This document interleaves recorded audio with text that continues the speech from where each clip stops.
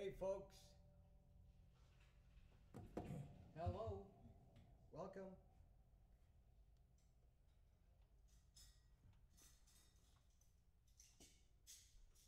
Hold on, let me let's get this started here.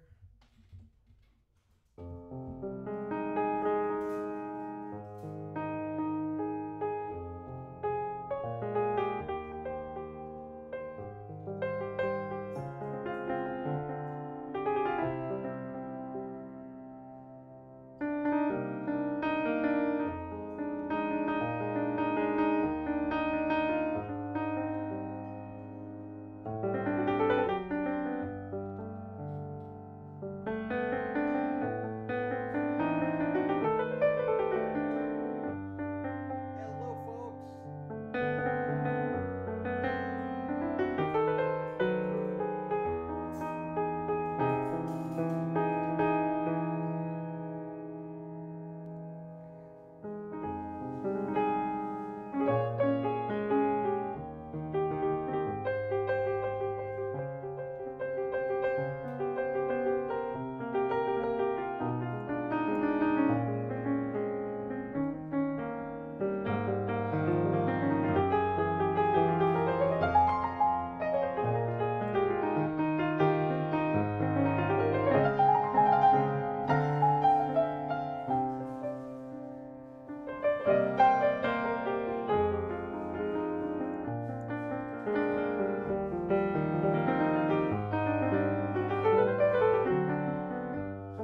Welcome, welcome.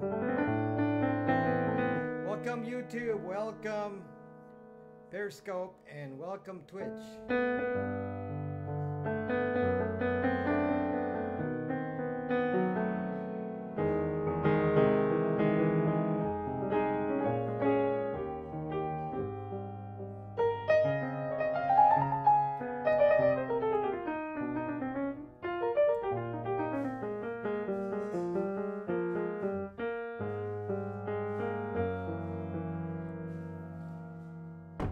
Thanks for coming, guys. We have a very interesting topic tonight. We have an interesting and exciting topic tonight, which I actually have never done in detail in all these years. I really haven't mentioned it much, but now we can go talk about it a lot. I've always been worried about talking about this. A new day, what?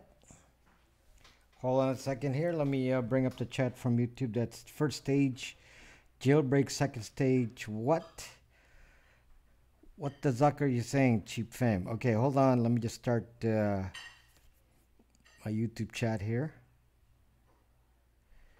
And in case you didn't know, I'm monetized on YouTube now, so YouTube is now monetized. I got my 4,000 hours. They monetized me, and so hello, Leroy. So watching on YouTube is appreciated, and also I'm able to receive super chats on. I'm able to receive super chats on YouTube. So super chats are like the same as super hearts. I'm going to snitch, bitch, Twitch. How can I get these people out of my phone? I don't use public Wi-Fi, but feels being hacked again. Okay, so people have said I'm focusing too much on Periscope comments, so I'm going to tell you right now, I will prioritize responding to Periscope comments first, okay?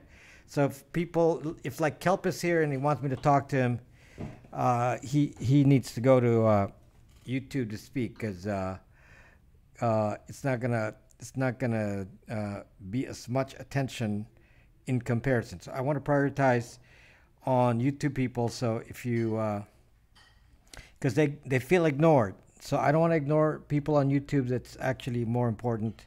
So not that you're unimportant on Periscope. I'm just being focused on Periscope here. Who talks to Seaweed Kelp? He argues with me and I argue back, and that pretty much takes over the whole scope. So I put a link in my video community, in YouTube community, to show you a discussion of all of these things to do with cell phones. Where's my Zucking cell phone here? All these cell phone stuff and the danger with cell phones, and Snowden explaining this, and it's on a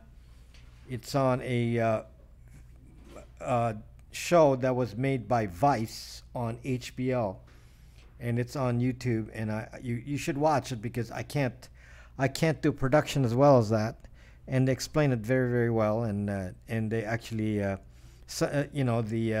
the journalist flew over to Moscow and actually met Snowden and had him demonstrate how to disable Wi-Fi on a phone. So somebody was asking that question.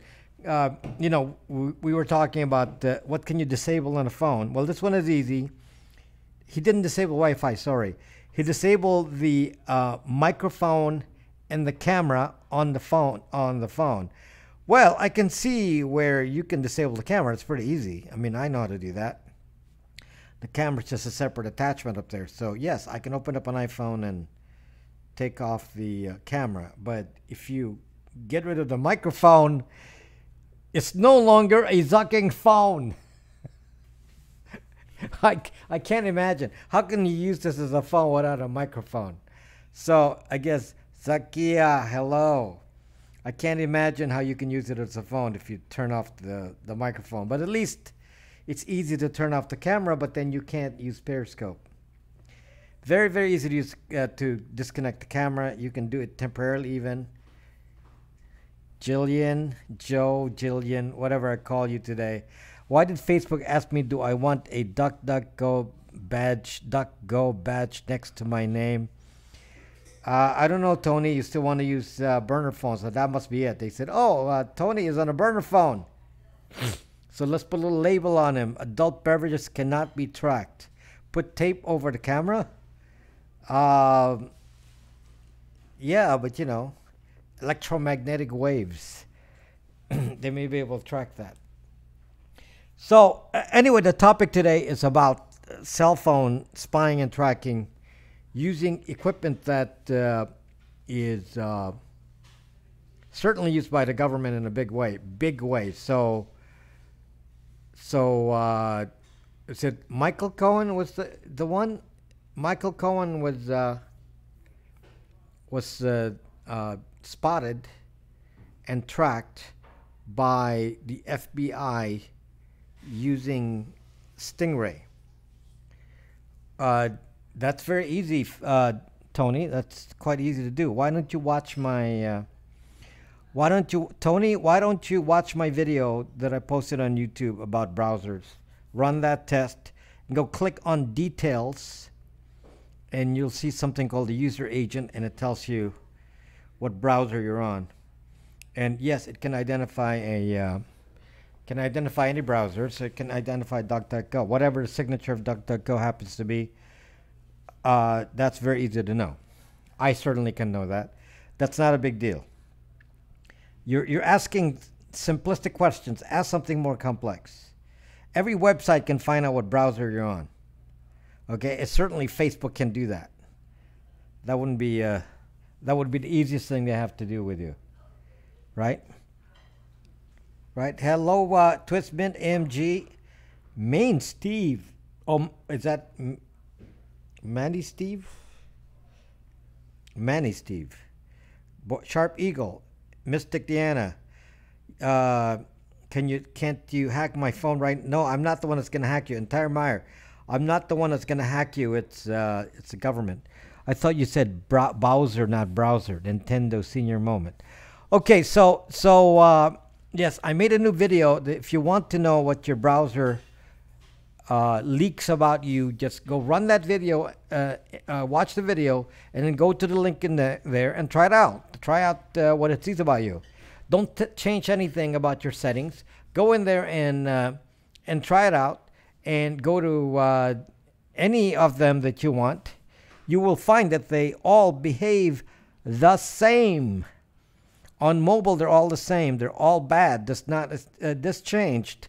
I did this test some years back, And back then, Safari and Brave and others were still on the good side. And today, they all do the same exact thing. So all the behaviors are the same. And the reason for this is all of these browsers, except for Firefox, all of these browsers are forks of Chromium. Chromium is what Chrome is based on. So when they change Chromium, then all of the other vendors change their version of the browser, in which case then all of the features of Chromium are on their browser, which includes all the location tracking, geolocation, and all that.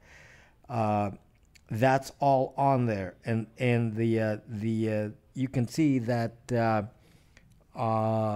none of them really escaped from tracking you, even a Tor browser. So none of them. The Tor browser had inconsistent results, and maybe I need to try it out by turning off the browser and starting it again. But certainly, for the test scenario that I gave, it was still tracking. So run that. Go to make sure you subscribe to my YouTube account, Rob Braxman Tech, and then try that. Watch the video so you'll see what I'm doing. Then try that link. It's on BraxMe. The link is on the bottom, and the link is also on the video. We should come up with a Kevlar browser. You just need a Faraday cage browser. So when you want to use a browser, you use a Faraday cage. And some of you are saying, what do I do with 5G? I need to hide inside a Faraday cage. I need to put my body in a Faraday cage because I'm going to get cancer from 5G. So all of you are super worried about 5G. So, which is not our topic. So anyway, but our topic is in fact phones, and how we are we have created a very dangerous device right here, and this is a sophisticated tracking device that, as long as this is with you, then you're guaranteeing that someone can track you in deep state, specifically 3-letter agencies, and whatever agencies they have that deal with intelligence, they all have the capability, and the law enforcement. They can track every move you make with this, okay? The problem, too, is that they can also track your movements with this, even if you're not a suspect, even if you're not a criminal, even if you don't do anything wrong. This is the problem with this thing that people like Kelp support in here, which is called mass surveillance. Well, they've created a perfect mass surveillance machine, and we're going to talk about just what they can do with this, because it's kind of hello Drought. It's kind of interesting. Hello Twist Mint. Hello Claire Peters. Hi. Francis. Thank you.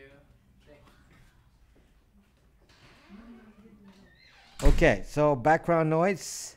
Wish there was Hunix for iPhone. You don't need Hunix for iPhone, Van. That's what a Byte store is. Just use Bytes VPN, and that routes it to Tor, just like Hunix. So when you're running Bytes VPN, you are in fact running like Hunix.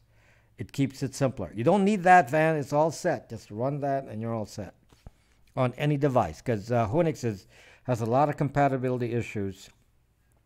Hunix has a lot of compatibility issues. Same with cubes. It doesn't always work on new computers. If you have a newer computer, you're going to have some major compatibility issues with that, and they turn off a lot of things, and they put this to protect your computer from being hacked, but in essence, they also block some common tools that we want to use, like Tails, Hunix, and Cube. So that doesn't work so easily for a non. Yes, I knew that, Van, but maybe you didn't want to tell people that. I don't know. Anyway, we're going to talk about a little device that the government can use to spy on you at any time. And this device is known by many names, but in general is known as an Imsi Catcher. I was on Twitch, no one around. Thank you for watching on Twitch, even for a second. That gives me viewers over there. Even if you go in there for 5 seconds, they count that in my favor. So yes, go in there, stick around for a couple seconds, and then you can leave. Come back here. So we're going to talk about something called an Imsi Catcher, IMSI. Hello, Cat, Palto. How can I get these people out of my phone? Get a new phone. Hosting broadcast. Oh, you're hosting the broadcast, Sir Cal. Thank you. Okay, hello, Twin Mom. So anyway, we're going to talk about a IMSI catcher, IMSI catcher, and what an IMSI catcher is. First of all, IMSI is International Mobile something identification. What is the S? Standard identification? I forgot. International Mobile something S or identification. Hello, Russell's verse. And what it does is an identifier. Yes, IMSI, not IHOP. No. Okay, IMSI is the number derived from your IMEI. So every phone has a numeric code called the IMEI, and that numeric code identifies your device to the carrier. And from that IMEI code, they derive a IMSI code. And the IMSI is, permanently attached to your phone unless you hack your phone and change your IMEI hardware identifier, which would be illegal. You can go to jail for that, probably 20 years. So don't do that on your phone. But if you get a phone, it has a hardware identifier called IMEI, which then translates to IMSI. So when your phone is up and around in a cell station, IMSI is computed from the IMEI, which is in the SIM card. Okay, so IMEI is the actual ID, numeric ID in the SIM card that you can see, and that's where the IMSI code. So the broadcast ID of this is not the IMEI. The broadcast ID of this, based on that, is called IMSI. So your IMSI is known and broadcast by the phone. So basically, if you're walking around all these different cell phone areas, or you're driving around in a car with your phone, and you go from cell area to cell area, as you switch cell area, or even as you're sitting in one cell area, your phone is passing along the IMSI code and saying, yep, I'm this IMSI. I'm IMSI number 12345.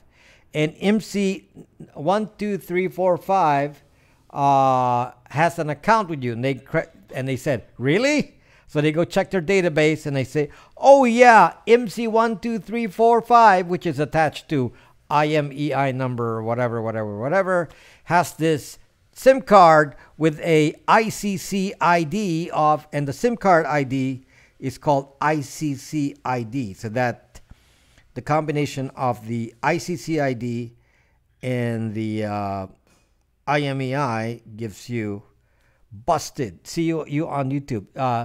And the combination of that identifies you completely. So your subscription to the carrier is specifically indicated by your ICC ID, the number on the SIM card, and the device ID is IMEI. And together that identifies your phone with something called IMSI. Now, IMSI will recognize you uniquely all around the world. So it doesn't matter where you go to France, you go to Germany, you go to China, you go to Saudi Arabia, you go to LA, you go to New York, your IMSI will be detected. So if you get out of the plane, the moment you get out of the plane, your phone will recognize the network and talk to the whatever networks it supports. Each phone supports a different network.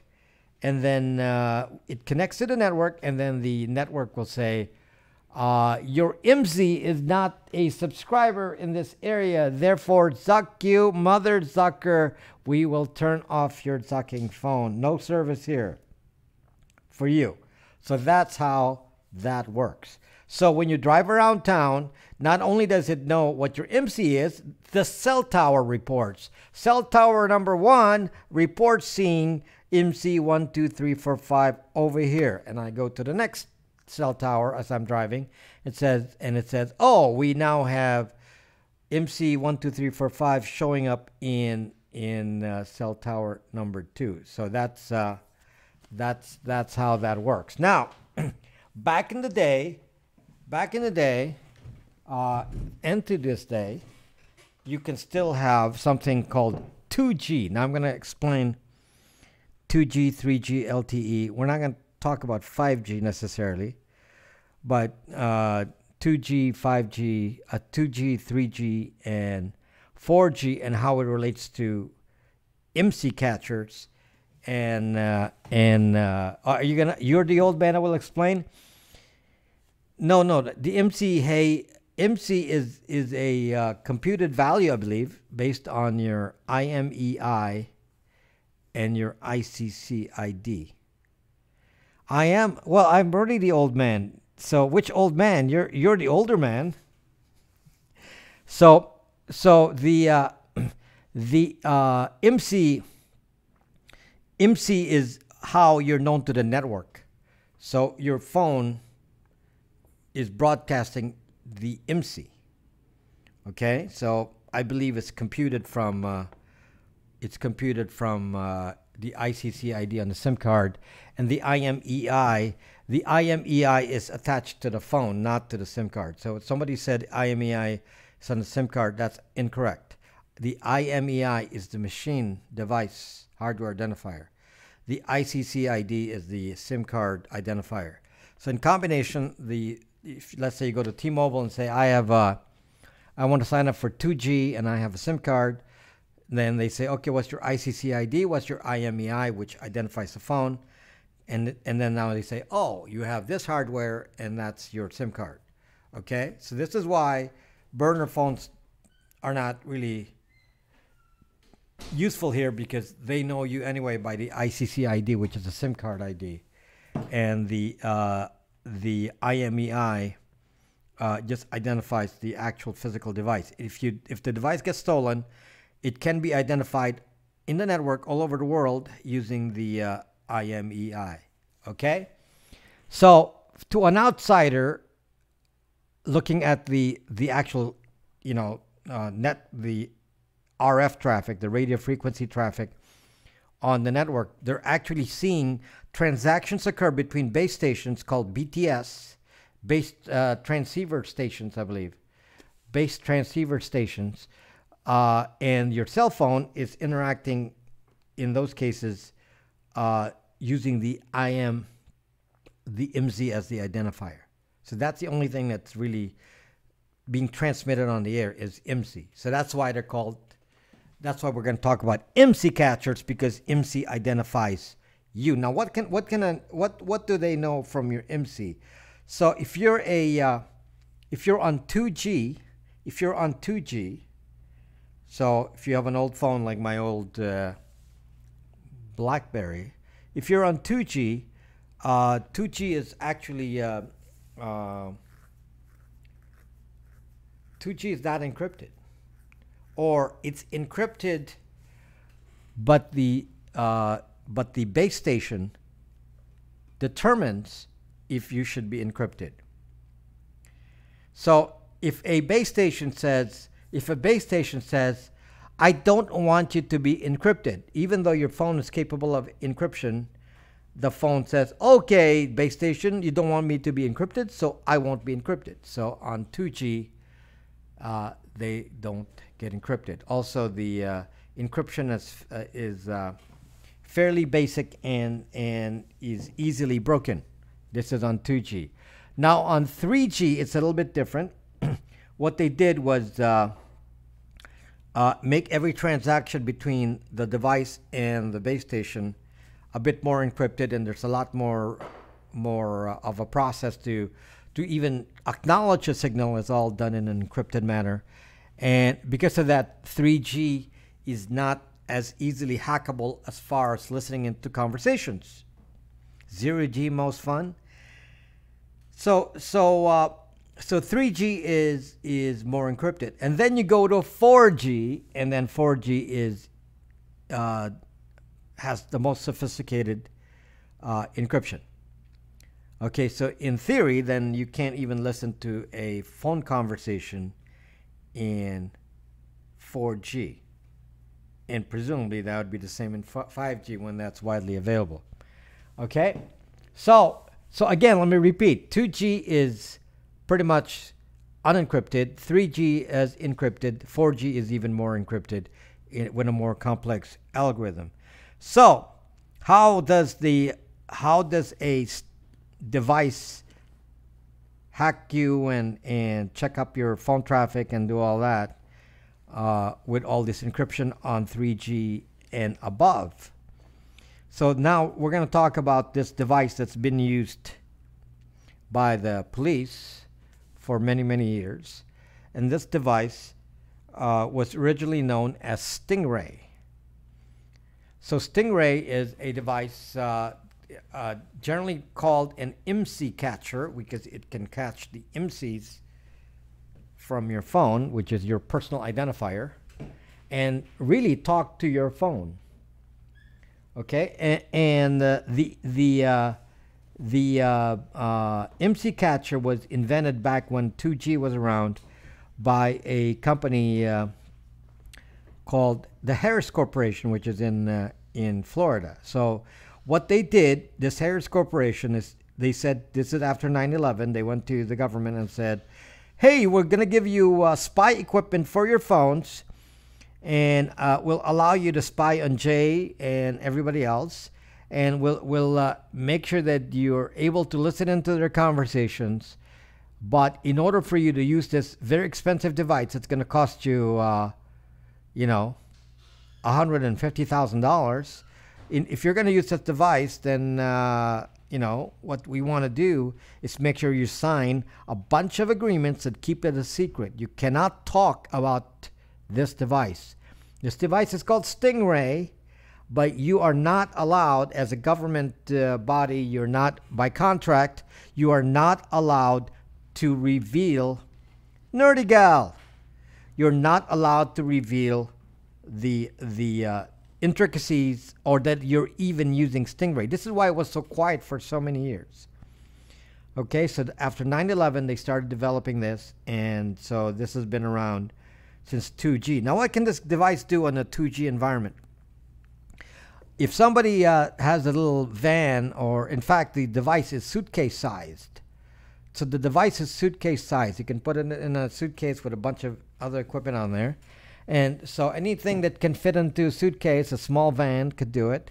And with an antenna, they can go approach an area, and then the device, the Stingray device, will project itself as a base station, a BTS, not BTS, the Korean boy band, but BTS, the base station, base transceiver station. Side note, your device also projects. Yes.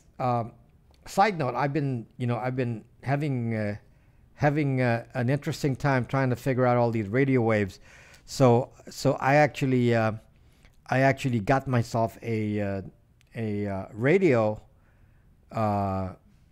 unit. It's called a SDR, software defined radio, to attach to my computer, and I've been scanning the airwaves for all these cell signals and trying to understand what the hell is going on. I don't understand it yet. I know where the range of channels are. I can see the traffic. I don't know what's going on. I don't know what it means yet. I don't know if those are individual phone lines and if they're fixed frequencies or not. I'm researching that. I will know better as I play with it.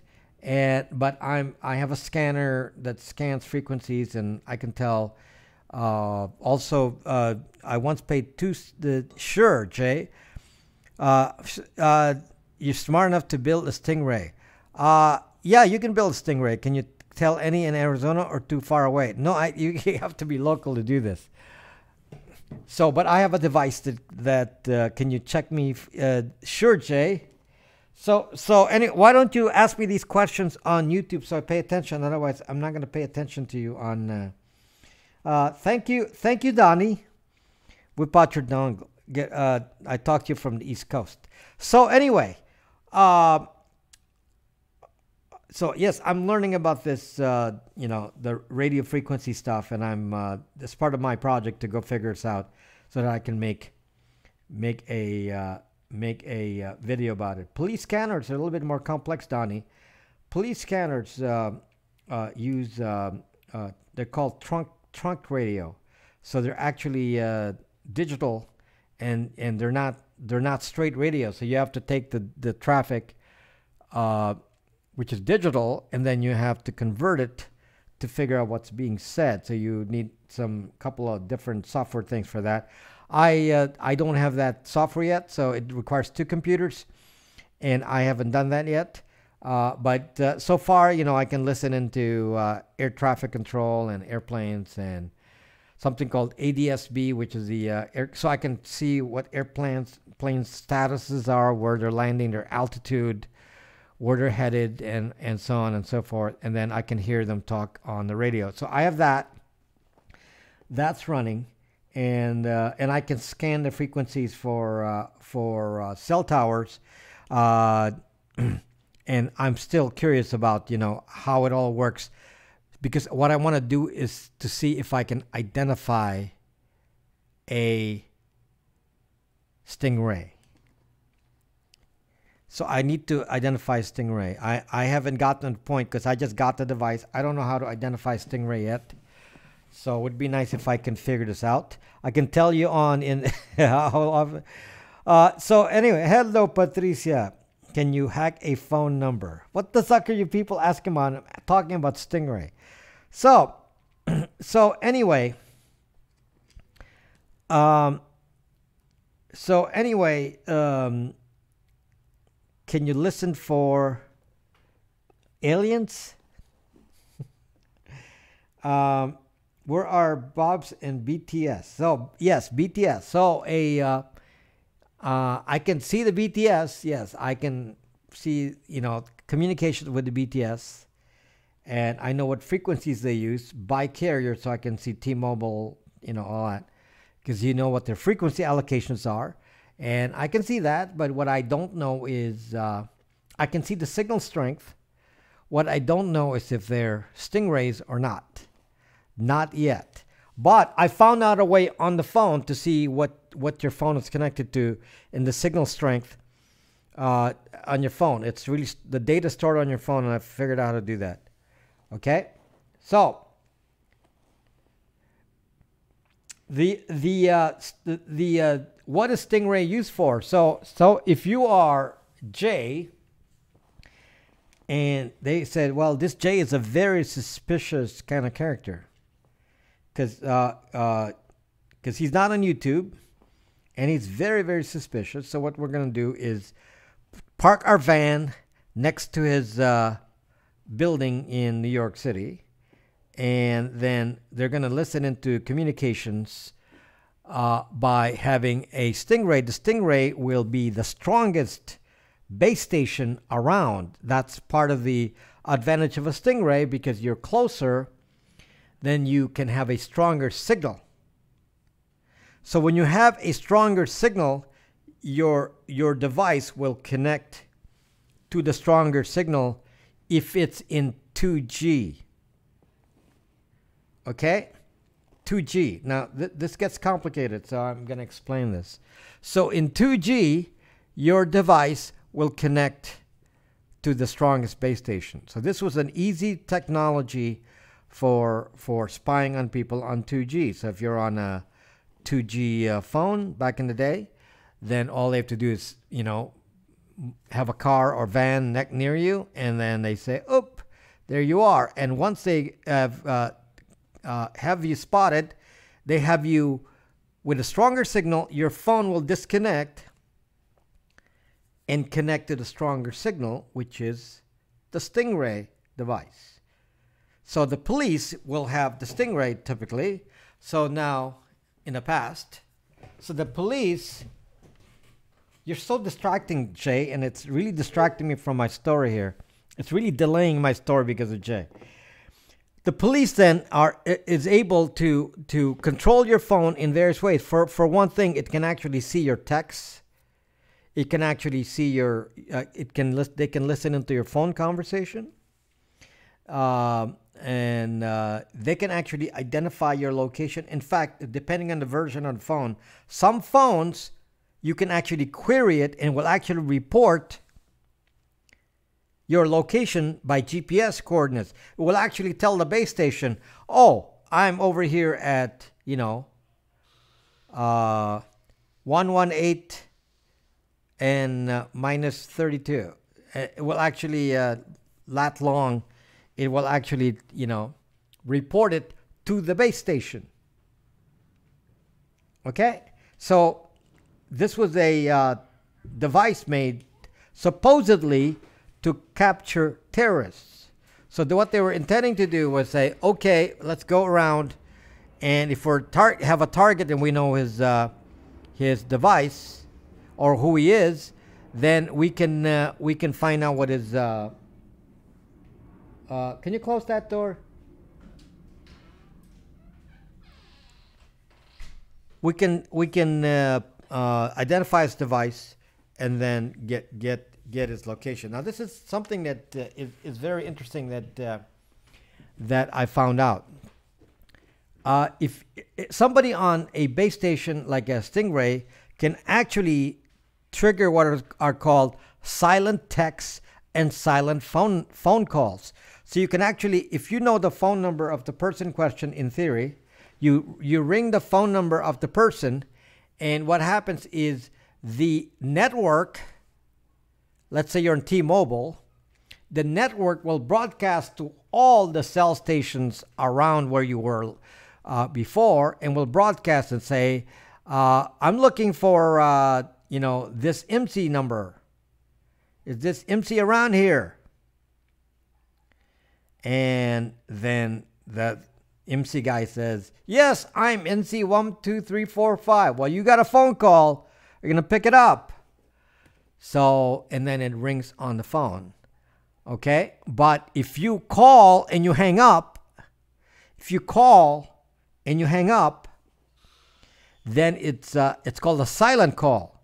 So your phone doesn't ring, your phone doesn't register the call, but it's enough time for the broadcast to go say, I'm searching for cell phone 12345, and your phone will react and say, I'm over here. And then if you're on the base station, you say, we got him. We called this number, and now we find out what his Imsi is. So now all we have to do now is track this Imsi around town and see if, where this Imsi is found. So you can scan the networks and say, oh, this Imsi showed up at the coffee shop. Oh, this Imsi showed up at Walmart. This Imsi showed up at the restaurant. This Imsi showed up at this house. Okay, so that's what they're doing. Now, when they silent call you, can they hear you? No, this is not that you have to pick up for them to hear you. But what it does is it's enough they can do a silent text and a silent call, and if they do that, your device will actually activate. This is on 2G. Now, they have a little bit of a different mechanism on 4G, but they can be hacked in a very similar way. So 4G, they said, we're going to get more advanced, and then we'll beat all these problems with 2G, but then they created some other problems. So I'm going to tell you, but later on you'll find out, how you might know if you've been hacked with a Stingray, because there are some telltale signs. Sounds like these are getting okay. So the problem with these Imsi catchers are, in the past, they were used without a warrant. Basically, any police and law enforcement was using it to spot people and trace anyone they wanted to trace and follow without any kind of warrant. And they were always in sealed sealed. This is part of the way you broach the Fourth Amendment. So they can use this anywhere. Now, in a recent Supreme Court ruling, or not Supreme Court, but a higher court ruling, they decided that you do need, I think it was an appeals court or some appeals court or some federal court in California.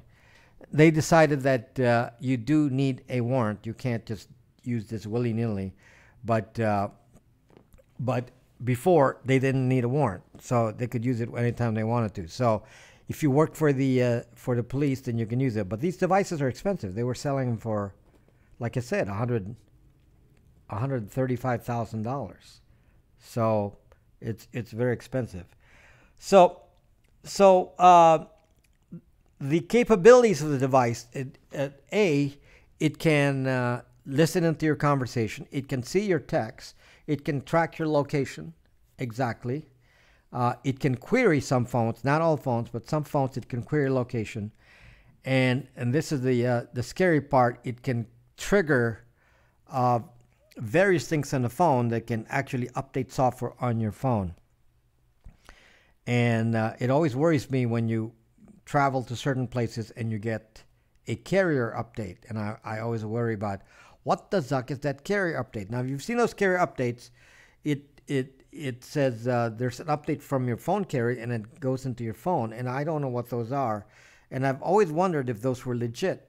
Because coming from a base station that's not legit, that may not be a legit transaction. Only T-Mobile? I am not using HackRF. HackRF has some issues with HackRF has some issues with signal strength. So I have T-Mobile as well. I have T-Mobile as well. So you can turn an SDR dongle to a cell jammer.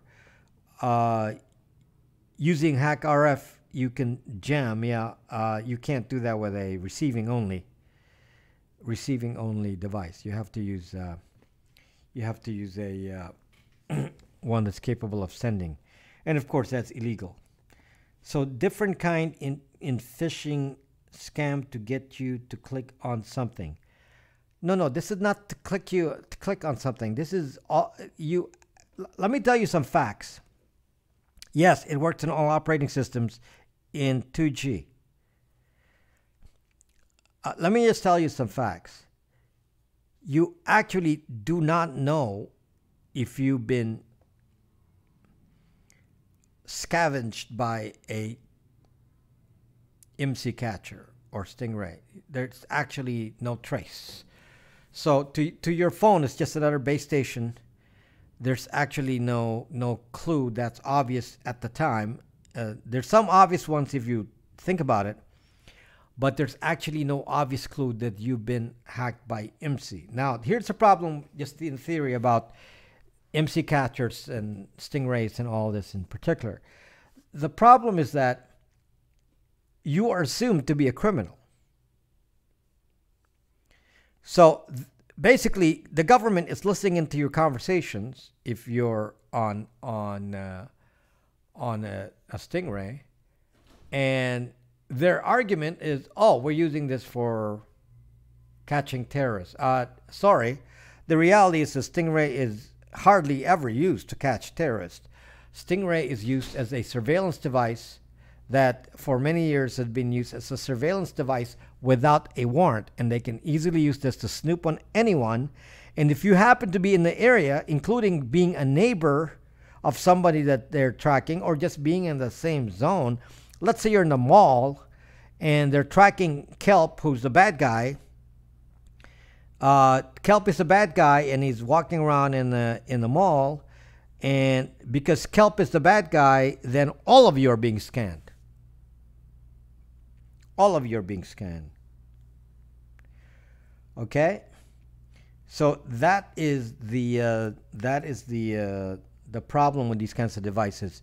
They have basically said, we're going to go from surveillance of people that we suspect may be committing a crime to saying we are going to track everyone.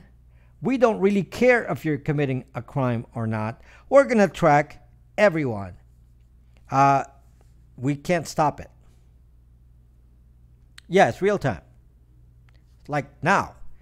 They basically replace your base station. So if you're in an area and there's cell towers around you, and the police say, I'm going to use Stingray, your Stingray takes over the base station, and that becomes your new base station. Now, how do you route your traffic? Because if you're on a Stingray that's not connected to anything, the Stingray will be a dead end. It will be like a dead tower. In order for that not to happen, the police take your calls and route it to an actual network. Let's say they're tracking you on T-Mobile. They route it back to T-Mobile to some official channel. I'm sure they pay T-Mobile for that. And they say, yep, we're going to take from Stingray and route it back to T-Mobile. So T-Mobile is aware of who's being tracked. And that'll show up on their records because they're going to have to pass through an alternate network. So again, so just to understand the way this goes, you're in an area with cell tower A, B, C. You're on your phone with your IMSI code on your phone. Okay, so normally your phone will report, oh yeah, I'm on base station A, on base BTS tower A, B, or C. Okay, it is a man-in-the-middle attack. So when a Stingray is there, so Stingray behaves as another cell tower X. Cell tower X needs to route, after being the man in the middle, it needs to route you back to the network. So what they do is they route the connection back to a normal cell tower, actually through a special means. They have to go to the network and say, we're going to route traffic back to you with permission, and they route it back, and obviously that's known to T-Mobile because that's done by agreement, because they're routing traffic directly through the network, through the internet. They're not using the airwaves. They're routing the traffic from Stingray to the internet. I had to do this the last place I lived. Okay, so this is the kind of scary thing that we're all exposed to, because if you go to let's say a big event, just thinking about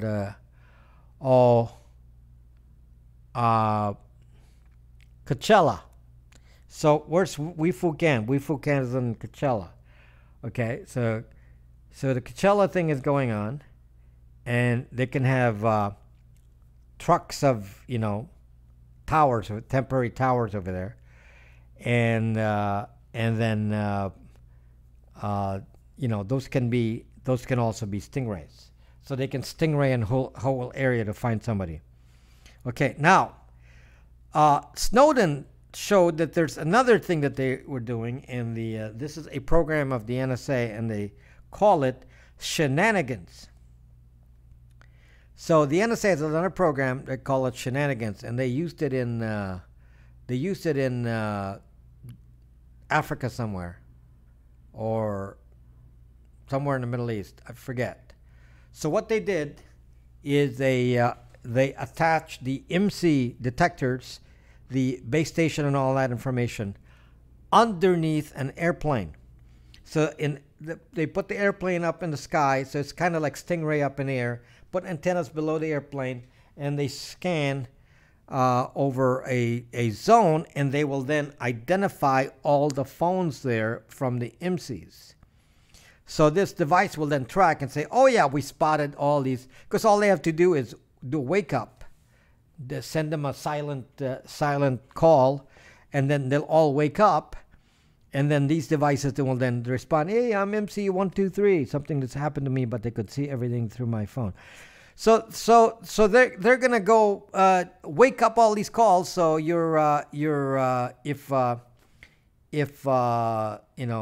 Osama bin Laden had a phone, then they fly the aircraft over some zones in Pakistan, and then the phone will squeak and say, "I'm over here." Okay, so that's how they would use this. So in a big area, let's say you're in a stadium and you're watching Super Bowl, they can fly a little aircraft in there and then do that. So basically, they intended for this to be used to catch terrorists. They intended for this technique of this airplane thing flying up in the air to catch terrorists way back then. And as it turns out, because of Kelp, because of people like Kelp, we say, we don't really care. We have nothing to hide. So now this device is permanently used by the FBI. So FBI has a bunch of planes that fly around, can fly anywhere, and they'll scan an area and look for your IMSIs. So if they're trying Kelp, if you want me to talk to you, you have to type it on YouTube. I won't pay attention to your comments on Periscope. Since you take up so much of my time, comments only from Kelp on YouTube. Okay? So no long response to people. Amen to that. Okay. Okay, so these planes are used to spy on all of you, including Kelp. And Kelp says this is a fantastic thing that we can spy on everyone, people who are not doing a crime, and they're collecting all the information about where you are, what you're doing. So one of the best uses for this, and they did use it for this, is they used it on the Black Lives Matters protest in Dallas. The Black Lives Matters protest in Dallas. They flew the plane over the protesters. So then all of the phones squeaked and said, "Oh, we're over here." They don't even have to, when they're using these devices, they don't have to go to Apple and Google to find out where you are, which they can do. They can do that, but instead they just fly it up in the air and then just say, "Okay, so if you're in the Black Lives Matters protest, then we're going to go track you down and record you and keep track of you, even though you have not committed a crime." So apparently that's what Kelp believes in it. If you go to any kind of protest and the government wants to tamp you down, Kelp's response is, "That's really good." So basically, let me just tell you that Stingray and Stingray-like devices are favorites of dictators and such, because it keeps them in power. So all they have to do is, let's say you're in Egypt and you're running the show at the moment, whoever you are, because they keep changing over there. So you go into Egypt and you say, "Okay, there's a protest and all these kids are over there. Okay, so we'll fly an Imsi Catcher kind of plane up on top, and then catch all of the cell phones and identify them all, and then bring them all to jail, and that will stop them from protesting. And then no one can protest my power, and I'll be the dictator forever and ever." And that's how we'll be doing that. Back in the day, there was no easy way to do that, because, you know, you can't put a police that will track you all, because if you say, "Well, I'm going to capture your IDs," you're going to get run over by a crowd. So you can't do that. Okay, cat. So you can't do that. So the easy way this is done now is just by using these Imsi Captures, and you do not have to talk to Apple or Google. You're just using a cell phone. Incorrect. As usual, Kelp, and never mind, I'm not going to talk to Kelp, but Kelp is always spewing incorrect information. Yes, they have used it. I just told you they used it for Black Lives Matter. They used it for the, these are the open cases of using this, which were in the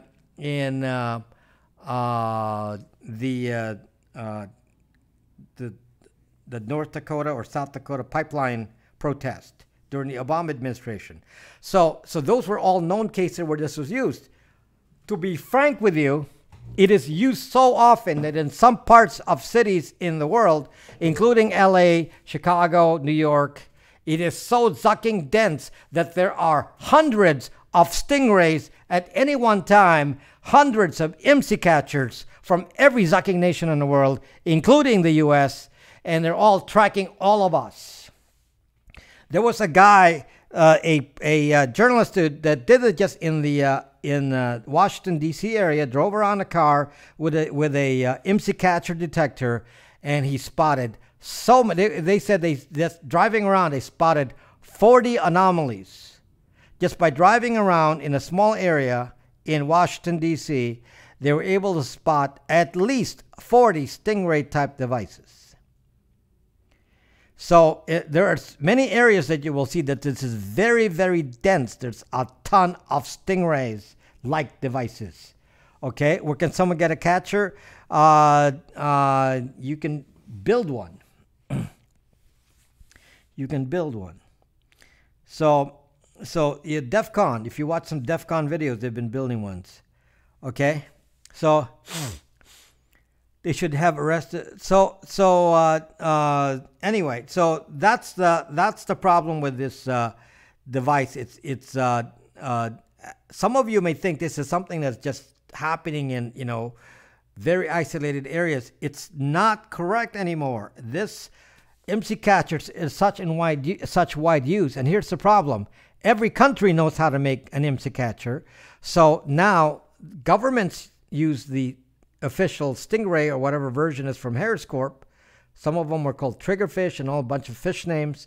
And then there's other versions of them made by different countries, and any country can make their own version of a Stingray. The technology isn't that difficult. It's basically like hacking. And so now it doesn't even matter what the country is. They can have some version of Stingray to spy on you. Okay, so now what can you do now with a Stingray when you go to 3G? So 3G exposed the problem. The problem with 3G is that 3G has better encryption than 2G. So though they can track your location and such with 3G, it becomes difficult to intercept a call and text with 3G. That's not so easy on 3G now. And even more difficult on 4G. So here's the solution to that many have figured out, and this is why these devices still work. What they do is they do a denial of service attack on your phone, and this is actually pretty easy to do. All they do is go on the airwaves and say, "Zuck, you're not a subscriber." So all they have to do is emit a signal to your phone, says, "You're an invalid subscriber." And what does your phone do when it does that? Then it depending on the version, okay? So if you're on 3G and you say, well, you know, we're going to do, let's just do a denial of service. We're going to block the 3G station. Okay, so the 3G is at certain frequency range, okay? So you know what the frequency range is for T-Mobile's 3G. So all you have to do is go near the person you're trying to track, block the frequency for 3G, so then you can't access 3G. Now, what does your phone do? When your phone can't access 3G, it downgrades. It downgrades. So what happens is you look at your phone and it's now 2G. Have you ever noticed that your phone sometimes will downgrade to 2G? Now, the question that you have to ask yourself is, if it went from LTE down to 2G, is there a reason for that? And you look at your phone and you say, why is it 2G? And then here's the thing that really tells you that again, it depends on if you're on 3G or LTE. Let's just talk 3G for a moment. So on 3G, your phone disconnects from the 3G network and will connect to the 2G. So for that moment, your phone will show 2G. Okay, that is enough of a signal to tell you, is that 2G authentic? This is if you're on a 3G device. Is that authentic, or am I being Stingrayed? Is there an Imsi Catcher? So you can't tell from that. You can't tell from that, but it's something that you ought to consider. There's actually a way on the phone. You punch a bunch of digits in here, and you can actually check the signal strength of the station. So if you know where you are normally, and you track kind of the range of signal strength from where you normally are, and if that changes to be a much stronger signal, then something happened. So I'll document. I need to prove this first, though. But before I discuss it, I need to make sure that it actually can work. Maybe I drive around closer to the base station and see what the value is, and then I'll know if the base station is closer. But there's a way on your phone for your phone to detect the strength of the signal of the base station you're connected to. So if your base station is much stronger than average, that means that there's a Stingray. If you're on 2G and the base station is stronger than average, that would be a trigger for me that something is zucking going on. Okay, so I would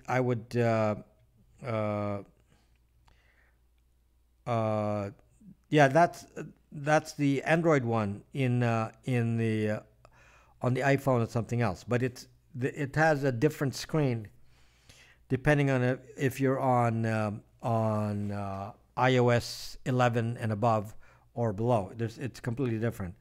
So some of the documentation is a little bit different. So, but I looked at it, and it actually tells you their base stations and the strength of the signal. So I look at that. Maybe I'll make a video when I have more facts to make sure that I'm clear. I'm clear on this. Okay, okay, Drac. When I have more clear information, then I'll make sure to publish it. So in any case, so that's one of the attacks, is to, again, repeat the process here. If I need to know where you are, like, you know, let's say I know your phone number. I know your phone number. I don't know where you are exactly. So let's say you're searching for Michael Cohen. Okay. And let's just, for the sake of discussion, say he's on a 3G phone. And he's in Washington, D.C. somewhere. They don't know exactly where. Okay. So they have a warrant to do the Stingray. So then they have his phone number, and they can send a silent call to the phone number, which will then trigger the base stations to send out a IMSI announcement. Say, yes, I'm IMSI. I'm Michael Cohen's IMSI. I'm over here. Now, how do they find out how you do that? Well, they can park, you know, several Stingrays in every cell tower area. So let's say there are 4 cell tower areas in the neighborhood. So in every cell tower area, they put a Stingray nearby, and they will just listen in. Or not just Stingray, but a listener. And then they will listen into the network and see if Michael Cohen's phone announces itself with the IMSI code. Okay, so they can just do a timing. They can say, okay, I'm going to call 5 times. And when you call 5 times, it shows up on the announcement, and then you can actually say, oh, this particular IMSI code showed up 5 times in this cell network. So now you've identified who it is. They actually did this exact demo at DEF CON, you know, the hackers conference in Las Vegas. They actually did this. Okay, so what they did was they went to this is in their conference room where they were holding this. They turned on the Imsi Catcher, and then they said, okay, we're going to trigger a time call, and we're going to do it so many times so it's going to be silent, so it's not going to ring your phone, and we're going to call so many times and mark the repetitions in time, and then all we have to do now is search for the database of all of the IMSI announcements, and somebody will say 5 times that they're 1, 2, 3, 4, 5, and that will then identify the IMSI of the person you're looking for. So now all they have to do then is say, well, which cell tower did that IMSI report at? Then they can just converge on that cell tower area. Now they have them. So now they can say, okay, we know who the IMSI is. We can do to track. So now I can now bring my what if you go to airplane mode? Yeah, well, you're not going to get called. So that probably will work. Well, airplane mode. Well, I'm not sure because your cell tower is still connected. Your Wi-Fi is disabled. It has to disable the cell side. That may work. That may work for this.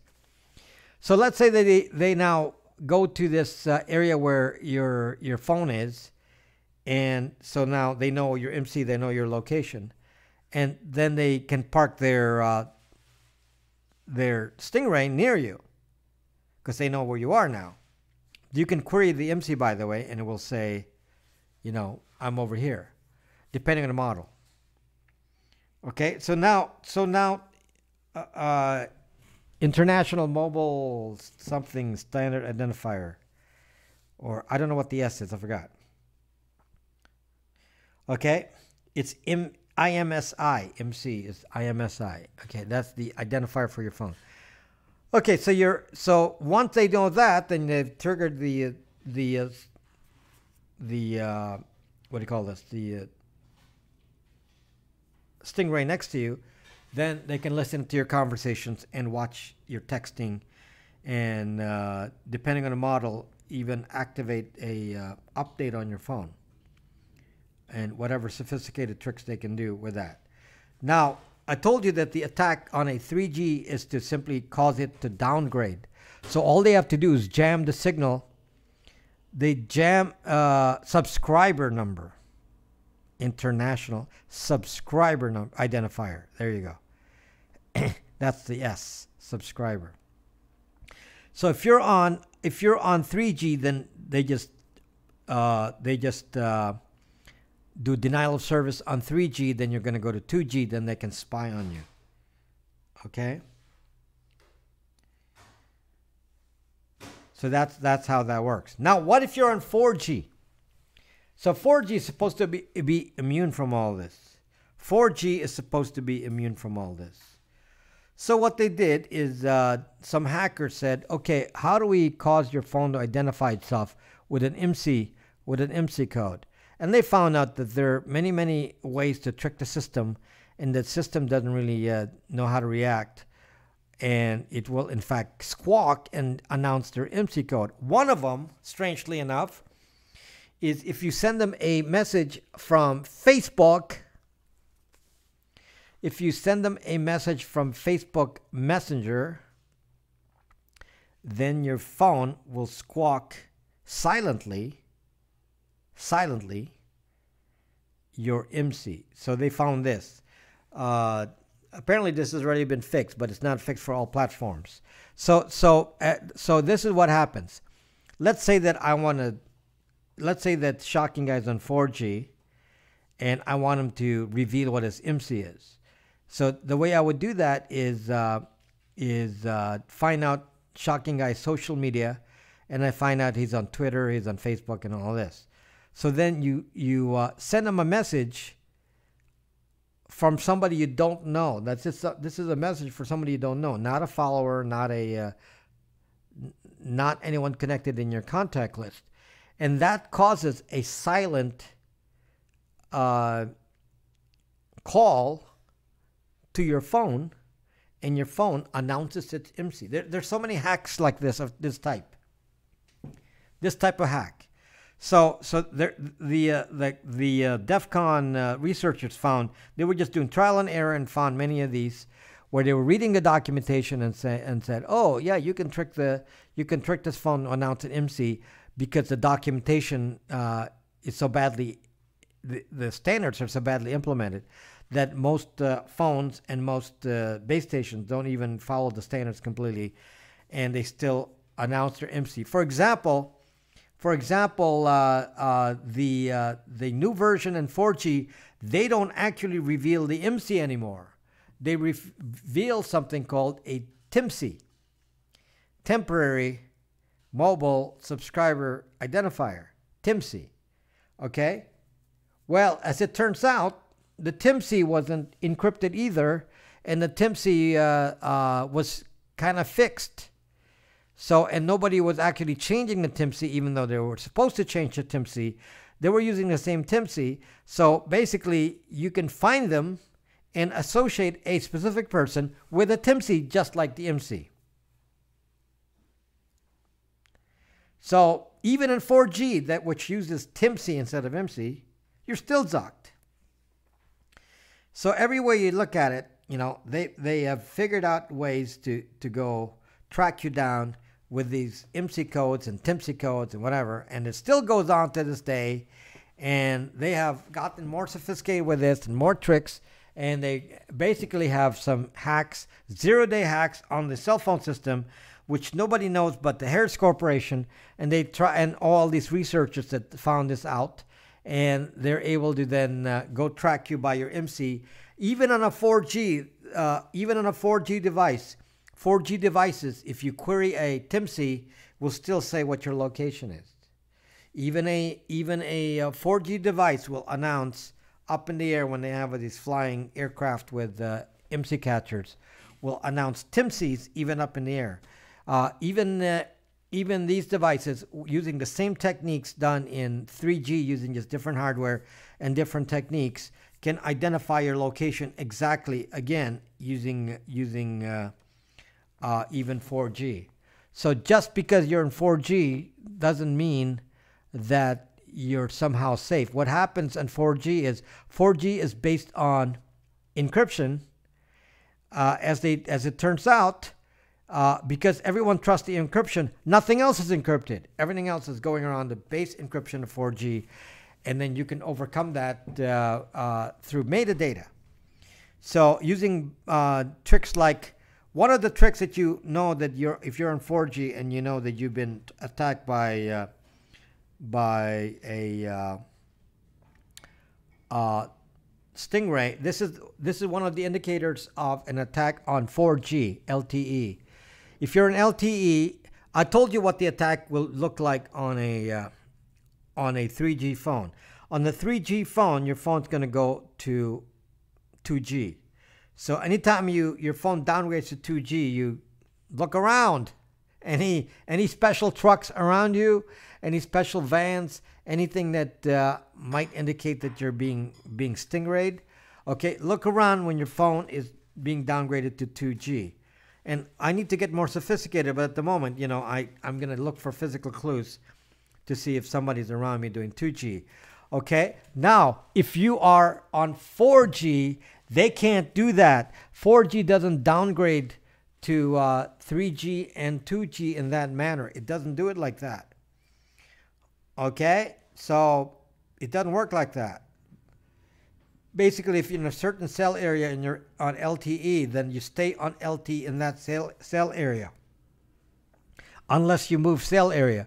But in the same cell area, they cannot downgrade you in the same cell area. So what they do is they do what is called a denial of service on 4G. How did they do that? They send a message to your phone, unencrypted. It does not have to be encrypted. They send a message to your phone saying, you're not a valid subscriber. You're not a valid subscriber. So your phone goes out of service for that 4G. Okay, and then it tries again on, that's the only way to kill the base station connection. Because the way it is in 4G is when you connect it to a base station, it kind of sticks to that base station, kind of like glue. And if you want to really shake it off that base station, you have to do something more drastic. And the way they do that is denial of service. So when you say, well, you have no service on this base station, and then what happens is then your phone disconnects and then reconnects on 2G. Here's the problem. Hello, May. Here's the problem. Once your phone is identified to be out of network, your phone will basically not go back to LTE. So if your phone seems to be stuck on 2G, this is a very important thing to note here. If your phone gets stuck on 2G, a brand, let's say an iPhone like this, which is LTE, okay? If it shows that it's stuck on 2G and I can't, it won't connect to LTE no matter what I do, the only way to reconnect it to LTE is to reboot the device. If you have to reboot the device to get your service back, that itself is a possible sign that you've just been stingrayed. Did you hear that, guys? Was I clear? Was that clear, or do I need to repeat that? Okay, let me repeat it again. I don't think nobody's reacting, so nobody's listening. Okay, let me repeat it again.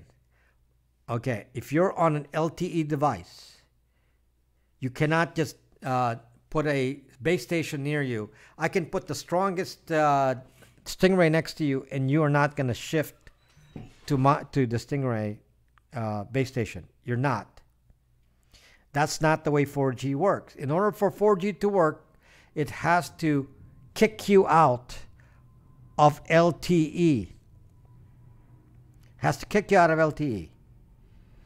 The way they do that is, as an example, this is one way, is they trigger your LTE to say, the base station to say, they send a signal on the same frequency saying, you are not a valid subscriber. Meaning, we reject your Imsi or your Timsi. We reject it. You're not one of ours.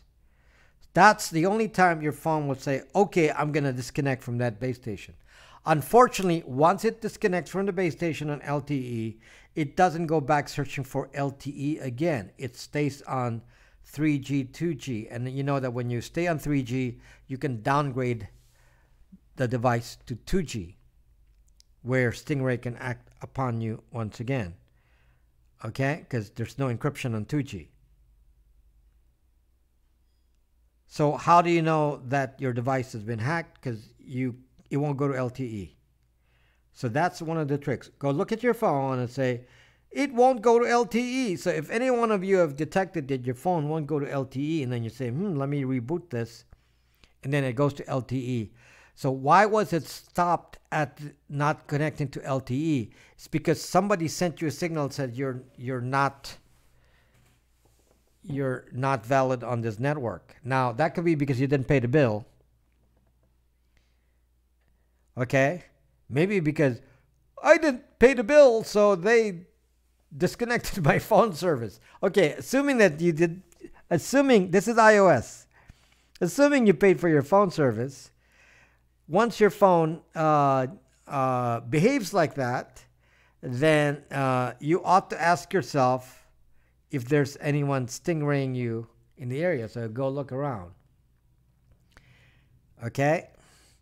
So in my mind, I don't have the capability yet to figure out, localizing a Stingray device. I haven't figured out how to do that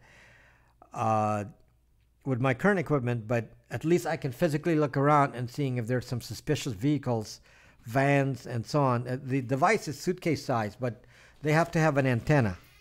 So the device is suitcase size. So if you see a building, or a vehicle with an antenna, then you ought to wonder if you've been Stingray. Now, some of you will say, I don't need to worry about Stingray because I am not a criminal. Okay, again, let me repeat. Some of you will say, I don't need to worry about Stingray because I'm not a criminal.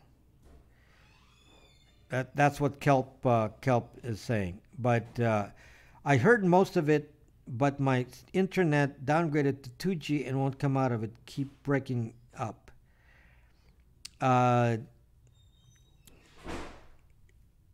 Justin, that could be a trigger of a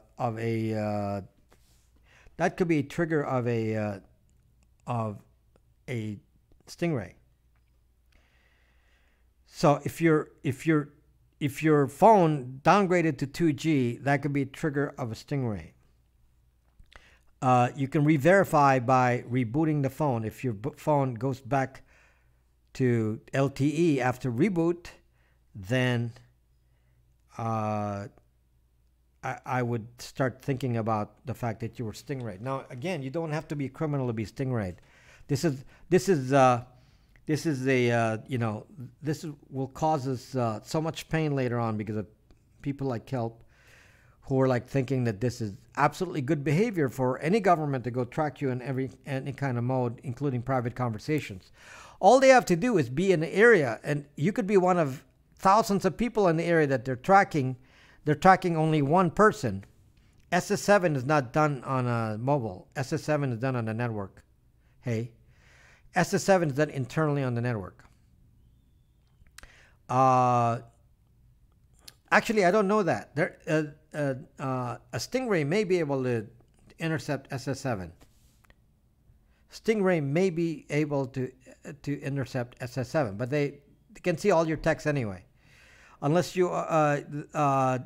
So Kelp is so zocked up that he said, "Let's all surveil all innocent people. All innocent people should be surveilled because it's good for catching bad guys." So 99% of the population needs to be surveilled. So this is justification. So basically, just so you understand this, okay, someone in this broadcast is saying, that you can't see on YouTube. Somebody is saying in this broadcast that this is perfect. We need to spy on every single individual, all of their phone conversations, all of their texting traffic, everything they do on their phone, we need, including their location, to spy on all that and save it in government databases because it will help track criminals. So under this justification, then we can do mass surveillance on every single person at all times with no restriction. And we might as well keep doing it because there's no need for laws. There's no need for any kind of freedom of expression and all this. When the government wants to know who thinks what, they can know. They can know because there are people around here that don't care. So some of you don't care. Some individuals, yes, Donnie, some individuals don't care because you are all being classified as rapists, murderers, and terrorists. All of you. Therefore, you're all worth spying on. All of you. They don't have to say, "Oh, we gotta track these people here. We gotta track these people here because they are suspected of a crime." No, this is not the way. Apparently, the new way is we're gonna track all of you, every single one of you, because you all could be terrorists. You can all be rapists. You can all be murderers. You can all be bad guys. So we're gonna track every single one of you. And your response is, "Well, we don't really care. We have nothing to hide, so you can track us all the time." So you better speak out only in conformity with the government. So all of you resist types, if you're in resist and you say, "Well, I'm Reda Moore and I'm publicly stating I'm resist and my real name is this. And I work for NBC. I'm in Florida, and this is my address. And go track me and go record so that you can make my life difficult as I cross the border to go to my homeland once in a while." So apparently that's pretty cool. So some of you have already seen reports of citizens who have been harassed at the border, American citizens, because they've been put on a list. They've been put on a list. So one of those guys that have been put on the list is the CTO, former CTO, Chief Technology Officer for Mozilla. So former CTO of Mozilla is originally from Germany, and he's a American citizen, and he took a flight, and he was stopped by immigration and said, "We want to inspect your phone right now." And he said, "Why?" I'm an American citizen. Where's your warrant? And he said, no, we have a right to inspect, and here's the law. You know, we have the right to inspect your phone right now. I can't do that because my computers and my devices all belong to my employer, Apple. He works for Apple now. And the border officials said, no, we have a right to inspect your phone. In the end, they let him go and they did not inspect his phone. But obviously, in this case, the customs immigration officials were lying. They were lying. They were lying. They said, we are above the law. We who work for the government, we're above the law. We're gonna go scare you into thinking, because this can't happen in America. So you think this can't happen in America, according to some of you here. This can't happen in America. We can't have this kind of injustice because we have laws here. So no one would ever violate the law and stop you, without a warrant. Just like in America, you can't be stopped in a random stop on the street with not committing any crime. Hello, Danny. Not committing any crime, and be stopped at, for example, in San Luis Capistrano here in north of San Diego, to say, oh, we need to inspect you for illegal aliens. And apparently they ask you to open your trunk, and it's like, are you suspecting me of something? Is there any reason to suspect me, or is it just random? So basically, according to Kelp, police kind of tactics to say, we're going to just do random stops and ask you to open your trunk randomly, or take possession of your phones and randomly just turn them on and look and see what you're doing on there. Apparently that's cool, according to some of you. RICO Act allows any authority, bureaucratic officer to lie legally in order to entrap. I'm not a lawyer, Franis, but apparently that's being done. You're mixing apples and oranges. I'm mixing apples and oranges. How am I mixing apples and oranges? Can you argue your point a little bit better? Because I don't know what you're arguing about. My point is that abuse can occur. Abuse can occur. And in fact, there's several videos of what I'm talking about here. Abuse can occur, and now with given a power like Stingray, more abuse can occur, and our response is, we don't care. We are going to just take it, and we are not going to react to it, and we'll say, oh, I'm not under suspicion, yet you will Stingray me.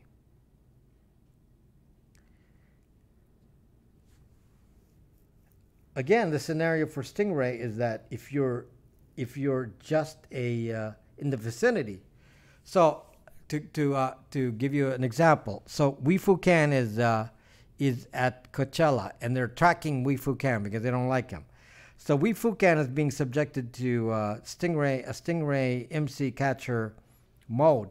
So now they're going to catch all the MCs and track and record all the people at Coachella. No probable cause is needed at airport checkpoint. To a citizen, Wee-Fu Can. If that's true, Wee-Fu Can, then Wee-Fu Can, if you're correct, then why is he filing a lawsuit? This is, go to the Bruce Schneier website. This is a case that's on there. And this gentleman is a U.S. citizen and is filing a lawsuit. If you're not a U.S. citizen, you have no right at the border.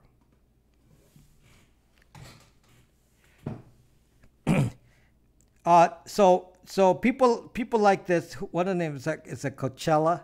Livendi Coachella is like the annual version of Woodstock. That's not considered U.S. You're incorrect. We can. An airport is U.S. soil. Where do you get that? So there's a lawsuit. There's a lawsuit. So that's not correct. I don't know where you get that law, but you are in the U.S.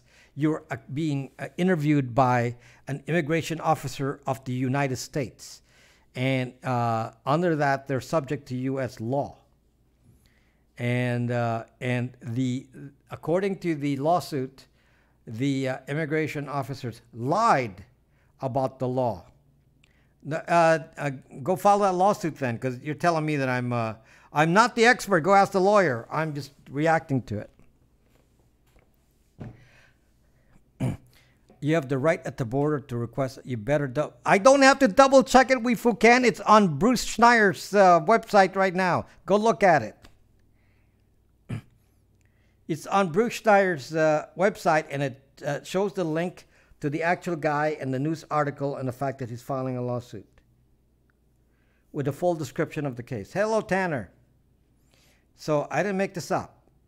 The whole story is on there. This happened last year.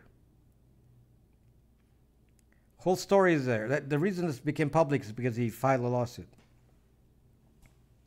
So you are incorrect, because there wouldn't be a lawsuit if there's no basis for this. Lawsuit can be filed against. Come on, can. I don't. What you're saying is not true. If I think your cause is closer to the truth. By the way, Danny, thanks for coming by. National security overrides the Constitution, I guess. Well, why don't you read the story and you tell me the reaction? He's a U.S. citizen. He got stopped at the border. So basically you're saying that at the border you can be searched and you have no rights as a U.S. citizen. That's what you're saying. That's a new law. I wasn't aware of that law. Okay? Because once you arrive on U.S. soil, you're in U.S. soil. So somebody just invented a new law here that I'm not aware of, that you are not in the U.S. Now, if you're in a foreign embassy, you're not in U.S. soil. But in an airport, you are in U.S. soil, because that's your airport. Search and probe repeatedly. So yeah, that's not correct. You know, this is not something I'm guessing on.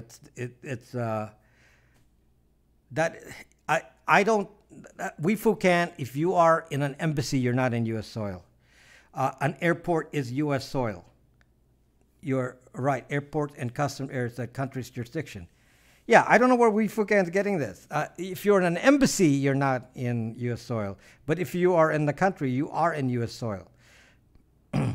They can detain you and subject you to the country's laws the moment you arrive at the Sucking airport.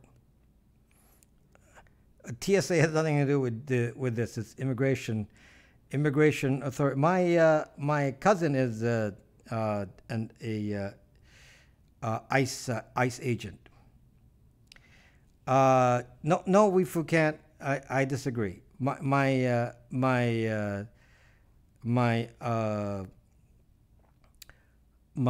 cousin is an ICE agent. I can ask him. But that ruins the movie, The Terminal. Anyway, so you can go check that out, but that's not my point anyway. So let's move on, because we can agree to disagree. I disagree with you. Okay, we can agree to disagree. We'll move on because the airport is your soil. There's a legal fiction for some airport sports, duty-free shopping that goods aren't quite. Those are specific things made allowed by law. Yes. What about guys stuck at the terminal? At the international terminal? Well, they're just subject to a unknown status. That's just a procedure thing. I think I know where Candace getting this. If he is in, say, Italy at an American embassy, it's considered U.S. soil. Yes, if you're in an embassy, you're in U.S. soil. if you're in a U.S. embassy in your U.S. soil, an embassy is considered U.S. soil. A airport is nobody else's soil but the soil of your country. Now, they may have procedures, because it's enclosed, they may have procedures for saying, what do we do with you when you're inside this terminal area? That has nothing to do with jurisdiction, though. The jurisdiction is the country. Because if you're in a U.S. airport, the Italian police can't do anything at the U.S. airport. Only the U.S. police can do something there. Okay? But if they're saying, we haven't determined your status and you're stuck at the terminal, that doesn't mean anything because you can't escape. To make a plea bargain. So anyway, back to, we're kind of deviating here, and I want to stick to the abuse of power when it comes to using these devices to spy on us. So basically, your cell phones are being used to spy on you. It's okay, Weifu can. So apparently, Stingray is a good thing then. I'm very wrong, and the Stingray is a good thing. Okay. So I have a very, very serious problem with the ability of unknown people where I didn't commit a crime or not subject to any investigation or not doing anything, and I'm being subjected to surveillance with devices just because. Just because. Oh, come on. The arguments that I hear from some individual here is just, nonsensical. Let's spy on every single human being because this is the way. Then forget laws. So some of you are saying, oh, thank you, Donnie. Thank you. Is that a super chat? It's the first time I've gotten one of those. Is that a super chat? Donnie? Is that a super chat? Is that what it's called, a super chat? I've never gotten a super chat. Wow. Thank you, Donnie. So I just got my first super chat on YouTube. That's pretty awesome. It's pretty awesome. So we basically are saying, because there are people like some individuals here that with a username that starts with a K. It's like Super Hearts, hey, on YouTube. Like some individuals here that with a name that starts with a K, they believe that we really should not follow the laws of this country when it comes to due process, because it's good for security. So some individuals here starting with a letter K, believe the same way that Peter Thiel believes. Peter Thiel believes this very much. That's why he started this company called Palantir. That he says, we have no right to privacy if we want security. And somebody here with the name K also believes that's the case, that we do not have rights or should not wish for rights relating to privacy. It should not exist. Otherwise, we will not have security. So regardless of what the laws are, he's basically saying, let's cancel the law. Let's go beyond the law. In fact, let's ignore the law and say, we're going to do search and seizure at all times at our leisure without having to care about the Constitution. And we're going to do it to innocent people, not the people we'll suspect. It's easy enough to say, let's spy on people who are, or surveil people who are suspected of doing something. Let's spy on people who are suspected of doing something. There's some individuals here who believe we should spy on everyone at all times because it's good for the person in power. For the person in power. Drac. Yes, somebody with the name beginning in K. Some individuals. Yes, some individuals. Yes, I do wish that this individual would. I wish that this individual will talk in Facebook. I mean on Twitter. On YouTube. Then it's on record what is being said. but instead it's being said on Periscope where we cannot see the comments. So it is some individual. If you speak on, if this individual speaks on YouTube, then I can't ignore him because his comment is printed right on the screen. I cannot not ignore his comment on YouTube because it's printed right on screen. I can ignore it on Periscope. What about their oath to protect and defend the U.S. Constitution? Apparently, somebody found a loophole with that because it's a way for certain individuals to retain power and be powerful. Let me just tell you. Let me just tell you a little story. That is, I do wish I could have. See, now I forgot. What was I saying, and I got interrupted, and I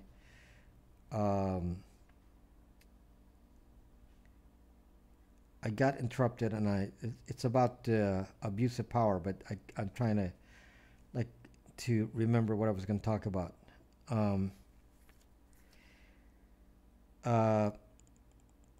Screenshot the comments. I can't screenshot the comments. The comments have to be made on YouTube. If you make the comments on YouTube, then it will be on YouTube permanently, and I can't remove it. So, but I can ignore comments at other platforms because it's not seen. It's very hard to respond to comments that some of you cannot see. So if you're on YouTube and you can't see the comments, I'm not going to respond to it because you can't see it. What about it? Has to, Franis, my response relates to what you were saying about oath to protect and defend the U.S. Constitution, and I'm just trying to remember what it was I was going to say, and I lost track. Yes, Mystic, Deanna.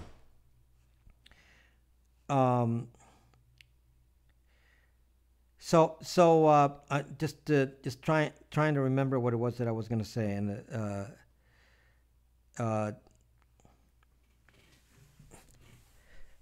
okay, the individuals here keep pushing me to talk. What happened was the last time I did my broadcast, I spent so much time on Periscope responding to one person, and I basically was forced to ignore everyone on YouTube, and I don't want to do that.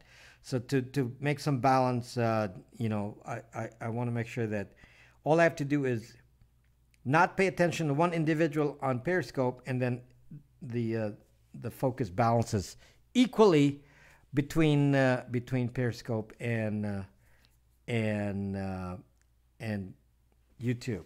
But if I respond to one person, 90% of my time will be wherever that platform is. So if he goes to YouTube, then he'll get more attention on YouTube than I would pay attention on Periscope. Sorry, Twitch, I don't have enough devices to keep track of what's going on Twitch. So no Twitch comments at the moment. Someday I'll figure it out. I just don't have time to go program something to do with chat.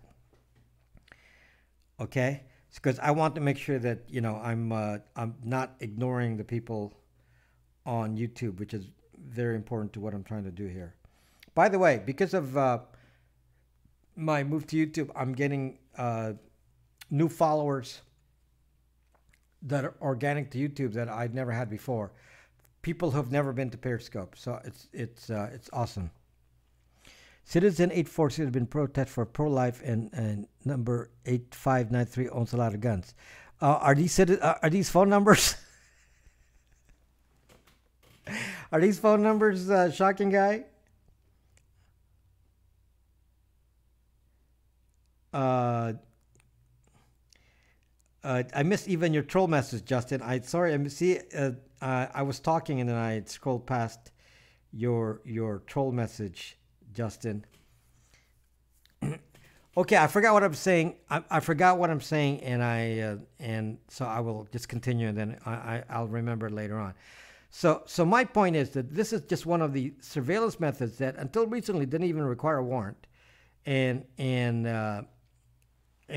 especially in some countries like China and so on, this is used to suppress the population. So if they find that, let's say that you don't like the president, Many of you don't like the president, so I guess that's not a incredible story. And the president gets reelected again, and he accumulates more power, and you are speaking so angrily against the president, as some of you are, with all your resist and so on, and he wants to suppress you. So how does he do that? So all he has to do is find something about you that can be suppressed. Something to shame you, embarrass you, something to trick you, something to blackmail you with. Now, in foreign countries, they don't have to do that. They can just arrest you, harass you. In a foreign country, such as my experience, they can just arrest you, put you in jail for no reason, and say, we suspect you of X. And then our response is that that'll never happen here. So unfortunately, it does happen. And now I remember what my example is, because Kelp was saying that I'm playing an alarmist. So this is a real story. This is a real story. It's in Congress. So as you all know, we have an agency called the Zucking IA. We have an agency. It's called the Zucking IA. Okay, a three-letter agency. The three-letter agency is subject to oversight by Congress. So there are Congress people, representatives in Congress, who are in the oversight committee for the three-letter agency. So Kelp believes that, three-letter agency just be left to do its own thing and just act whatever it wants to do, can do. Nobody can stop it, except that there is an oversight from the Congress with the committee in the Congress that handles the intelligence services. Okay? Well, guess what? It turns out that the CIA was spying on the Congress people. They were spying on they're probably looking for things to blackmail the people in Congress and they can get their way. And to Kelp, this is like, who cares that they're allowed to spy on everyone? This is not of any issue, okay? Who cares? So here we have a case where the agency that you're trying to rein in actually spies on you. Okay, so if they say, well, we're going to do some deep state thing in here, and we don't want you to publicize that, because if you publicize this, we're going to reveal your little, deal with your junk pics being sent to this woman over here. We're going to show you that. We're going to release that information. So you better not do that, and we're going to just be quiet and you act like all good little boys and girls, and you just say yes to everything we do. And we have some stupid individuals apparently in this country that says, we don't care about that. We don't care that nobody polices the policers. We don't care. I'll give you another example here. So the National Zucking Agency obviously is doing mass surveillance. Again, not a secret. So this is all part of what Snowden already revealed, and somebody with a letter K will say, well, that's not true. Okay, it's minus idiotic comments like that, like saying that's not true, that there's mass surveillance. There is mass surveillance. Now, one of the mass surveillance issues is the fact that all of your phone calls and all of the metadata related to the phone calls is being tracked by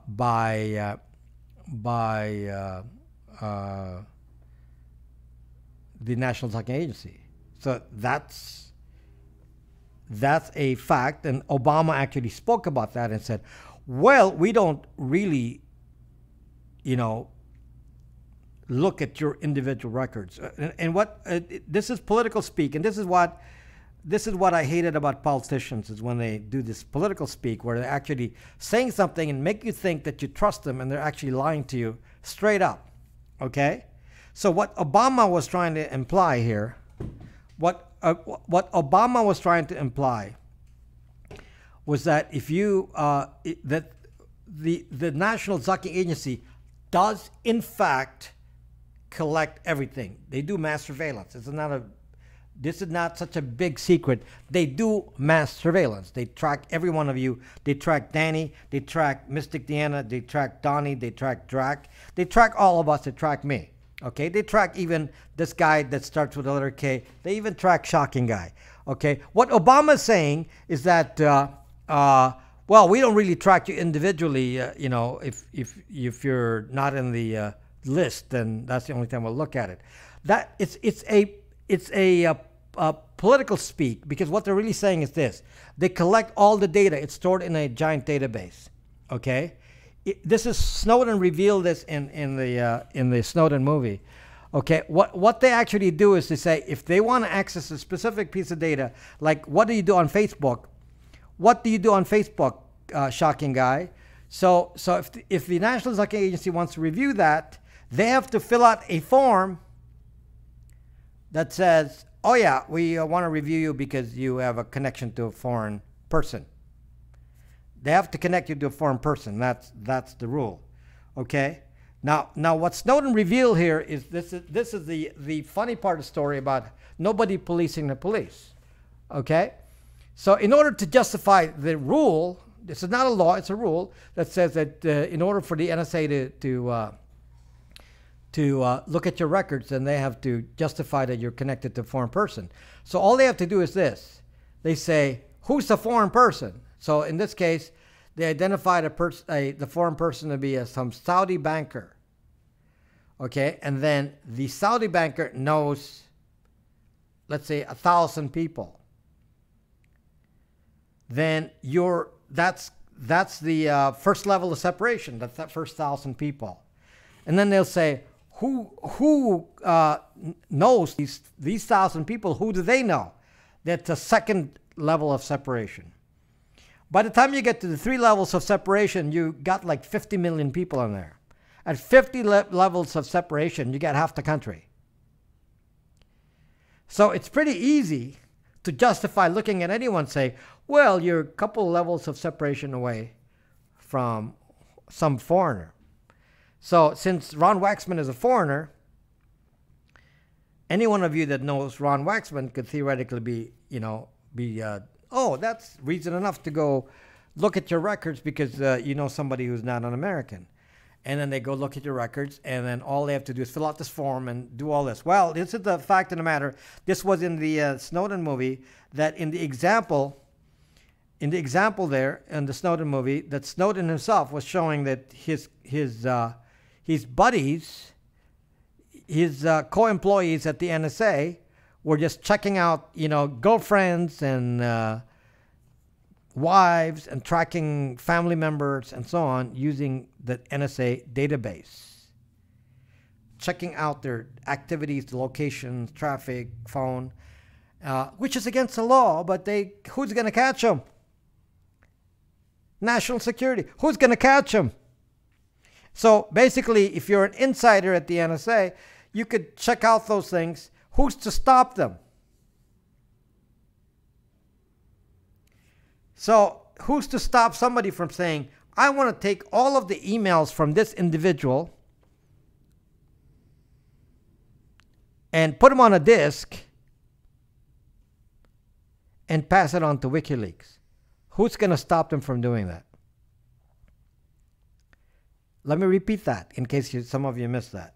Who's to stop somebody in deep state from saying, well, since we have all the emails here from everyone, it's collected, why can't I take all of these emails, put them on a disk, and then send it to WikiLeaks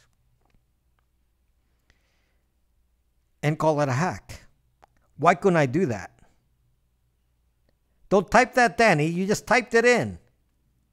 It's National Zucking Agency.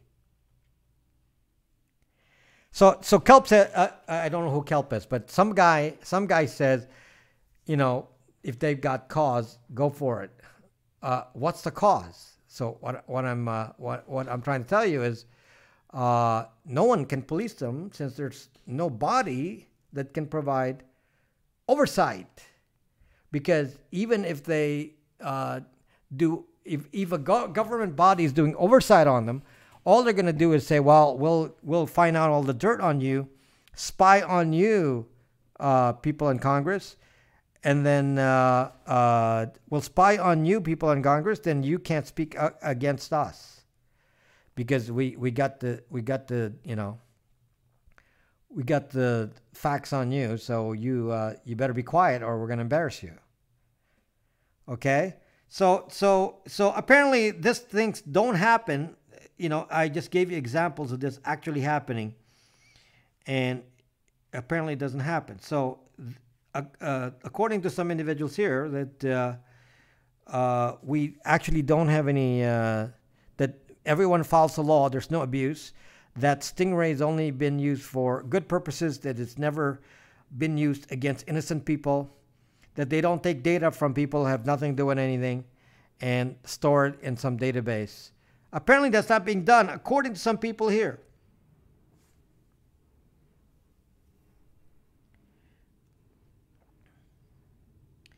So I worry about this. I worry about this kind of technology that's being used, and the fact that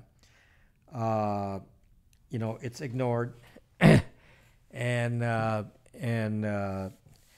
then people here are coming up with little stories like no-knock warrants and things like that that are really kind of dumb, because you're talking about something you have to justify in court. If you do a no-knock warrant, you have to justify the sucking no-knock warrant in court, or they'll throw your case away.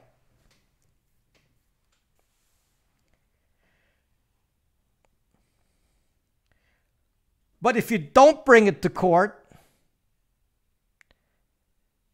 thank you, Matthew Vick. Same to you. But if you don't bring it to court because you're just using it for surveillance, then nobody knows anything and nobody complains. And according to them, they can just keep digging, and maybe they'll find something about you that they can, you know, charge you with, or embarrass you with, or blackmail you with. And that's really, really cool, because no one will do a check and balance on that. Because we believe in a society with no check and balance. There are some individuals here who believe that there should be no check and balance to any of this, that we should be able to use devices like Stingray without any kind of restriction. Well, it's being used against us now. So because there are people here who believe that devices like this should have no rules and that anyone can use it. So guess what's happening, folks? In the US, outsiders are using a ton of Stingray-like devices, Imsi Catchers. So now we have a situation where Stingray is not just limited to government use. Anyone, foreign governments are using Stingray. In fact, in Washington, D.C., Stingray is being used to spy on Americans and American representatives and people in Washington, D.C. And that's now the reality, because we don't really care. So, you know, to summarize all this, what I'm saying is, you know, I'm teaching you this, and I'm telling you some of the things that are happening with some of these devices. And what can they do to you? Because this is one of the scariest things. You know, I can protect against things that I know about and can do encryption and so on the internet and things like that, that I can protect my computer with physical protection and locks and all that. I can do all that. But I'm telling you right now, you have no zucking protection against Stingray. None. You're not even going to know that you've been attacked by Stingray. You're not even going to know. Somebody could be spying on you. You're not going to know. I don't know if that bothers you. That is a big abuse of privacy to me when you're not charged with any crime, you're not accused of anything, but they can just spy on you at will and you're not going to know.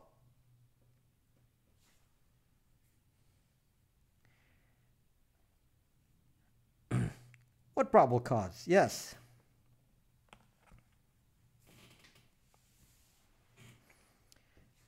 Well, but you know, if they take you to jail, Danny, then they have to justify breaking the door down with some probable cause.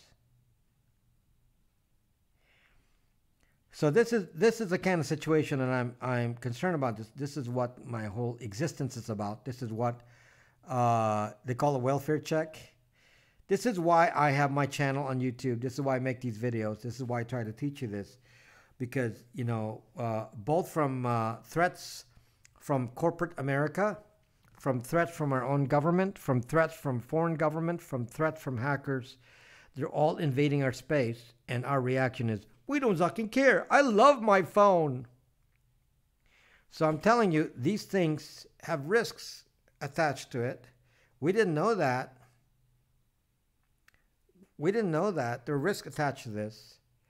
And every excuse is used to justify anything against you, a average good citizen, that, well, we want to catch some bad guys. Why don't you really catch some bad guys? Why don't you surveil some bad guys? Why do you surveil good guys and say, well, we're surveilling bad guys, but we have to surveil all of you? You know, because we don't care. Because we have guys with the letter K in their names that don't care. And because they don't care, then this kind of thing persists, and nobody speaks out and says, Zuck you, mother Zuckers. Nobody's around to say that. Well, I'm here. You never hear about the bad guys. Here or here. Because this is not about the bad guys. This technology exceeds what is. It's very easy to find bad guys. All you have to do is, you know, have a suspicion about the bad guys and get a warrant for the bad guys you want to track. But no. This technology is used to track because it's easy to do. It's easy. So let's just track everyone. Let's just track everyone, nerdy. Just track everyone. So according to some of you here, this whole thing is we don't really care if we individuals who have done nothing wrong get taken to jail and arrested for nothing because we're just being bailed out of nonsense, even though apparently we have rights and we have and they have to prove that we did something wrong. But no, according to this, to some individuals, that we don't really need to care. Okay, so according to some people, because there are, you know, we cannot inconvenience the NSA, the CIA, the police. We cannot inconvenience them. So we need to allow them to charge anyone they want to charge, even though you may be doing nothing wrong, because you don't really have rights to innocence until you're proven guilty. That thing is not true. Apparently, this rule that says innocent till proven guilty, to some individuals here, that's not right. We don't need that. If the police says you're guilty, you got to be guilty. Okay? If somebody in Congress says you're guilty, then you must be guilty. I mean, anyone can say it. You know, anyone. So you don't have any rights. You don't have any rules. There's no due process. And if you're an innocent person, a bystander, they collect your data, and your answer is, we don't really care that your data is collected. Who the fuck are you? You have no importance in our lives. The deep state and the establishment has more to benefit, and you're on nothing, so we don't really care about you. So we will collect all your data all day, and we don't really care. So for those of you with the interest in debating this issue, especially for somebody with letter K in their name, I actually put in the community tab on my channel a specific label in there that even mentions this person by name, a video for this person to watch. So I advise you all to watch that video. It's in my community tab on my YouTube page, and it talks about Stingray. Wow, Mystic Deanna, thank you. Thank you. Oh my gosh, that's a biggie. This is the paradox. But they watch us all. Danny, you're the man. You're the man. You're the man. So, thank you. My gosh, this is the super chat. I've just gotten the super chat thing going, and I didn't know it worked. So, some guy. Thank you, Deanna. Thank you so much. That's so appreciated. So yes, I actually have a big giant super chat now. I actually have. I never know how to send money on here before. Now you do. Thank you. How do you do it? I don't even know how you do it. I have no idea. Besides, I have no money. So here's the problem, guys. I'm doing this, trying to, educate you, talking about privacy, and really building a knowledge base and an army to say, that we don't like these things that are being done to invade our privacy. Why don't you just leave us alone? It's a very simple thing that I ask. If we're not doing anything wrong, leave us the zuck alone. I don't know why that's so difficult. Is that a difficult request? Drac, what do you think, Drac? If you're not doing anything, shouldn't we say, leave us alone? Do I need to go off the grid to get left alone? What do I need to do to get left alone? I just want to live a quiet life. Leave us alone. That's all I'm trying to promote here. And I do this, this is a very, very, very difficult project for me.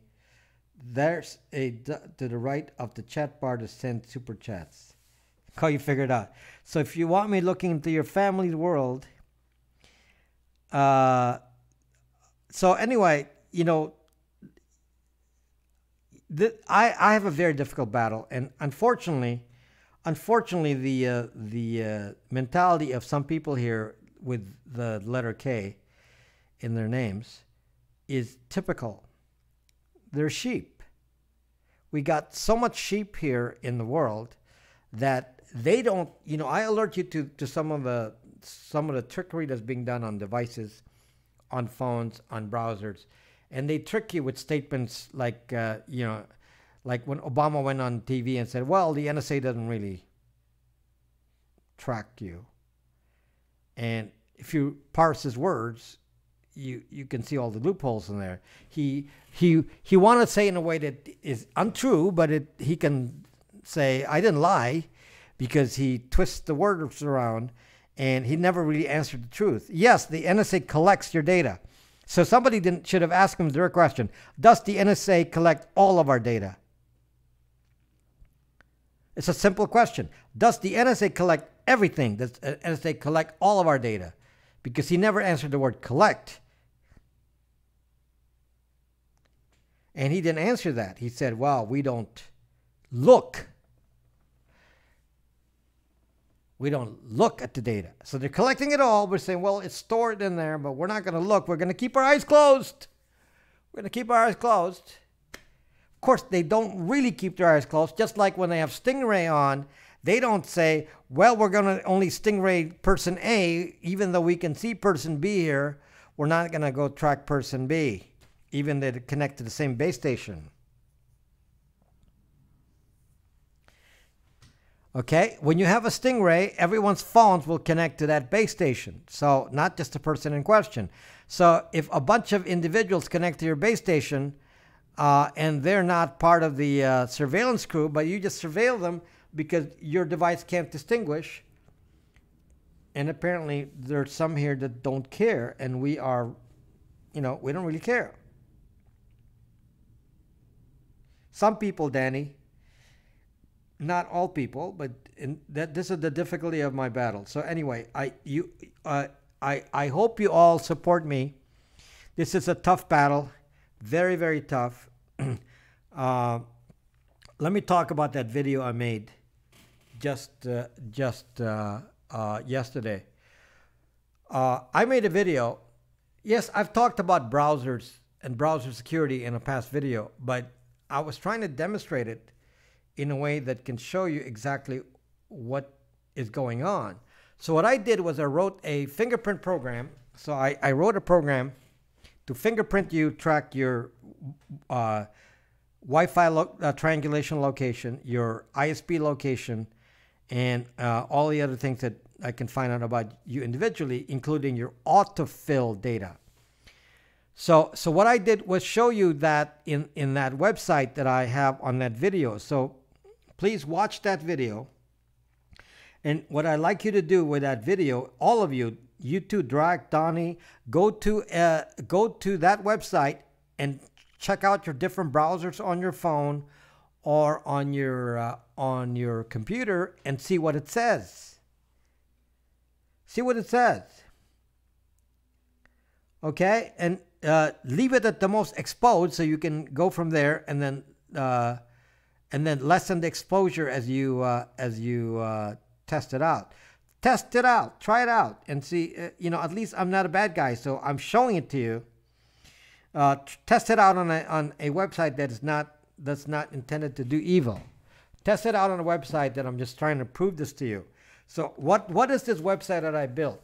It shows you how you're being tracked by fingerprint, which is extremely difficult to evade, and a Wi-Fi location, and your IP address, an IP address location, and how I can trick you to reveal your actual full name and address. Okay? Now let me just talk about that last part. Let me talk about that last part. In this video, and I don't speak much about it, in the video, just to prove my skill set here, I actually did a 0-day hack. Nobody knows about this hack because it's obviously I could do it on Firefox and YouTube. It's on YouTube.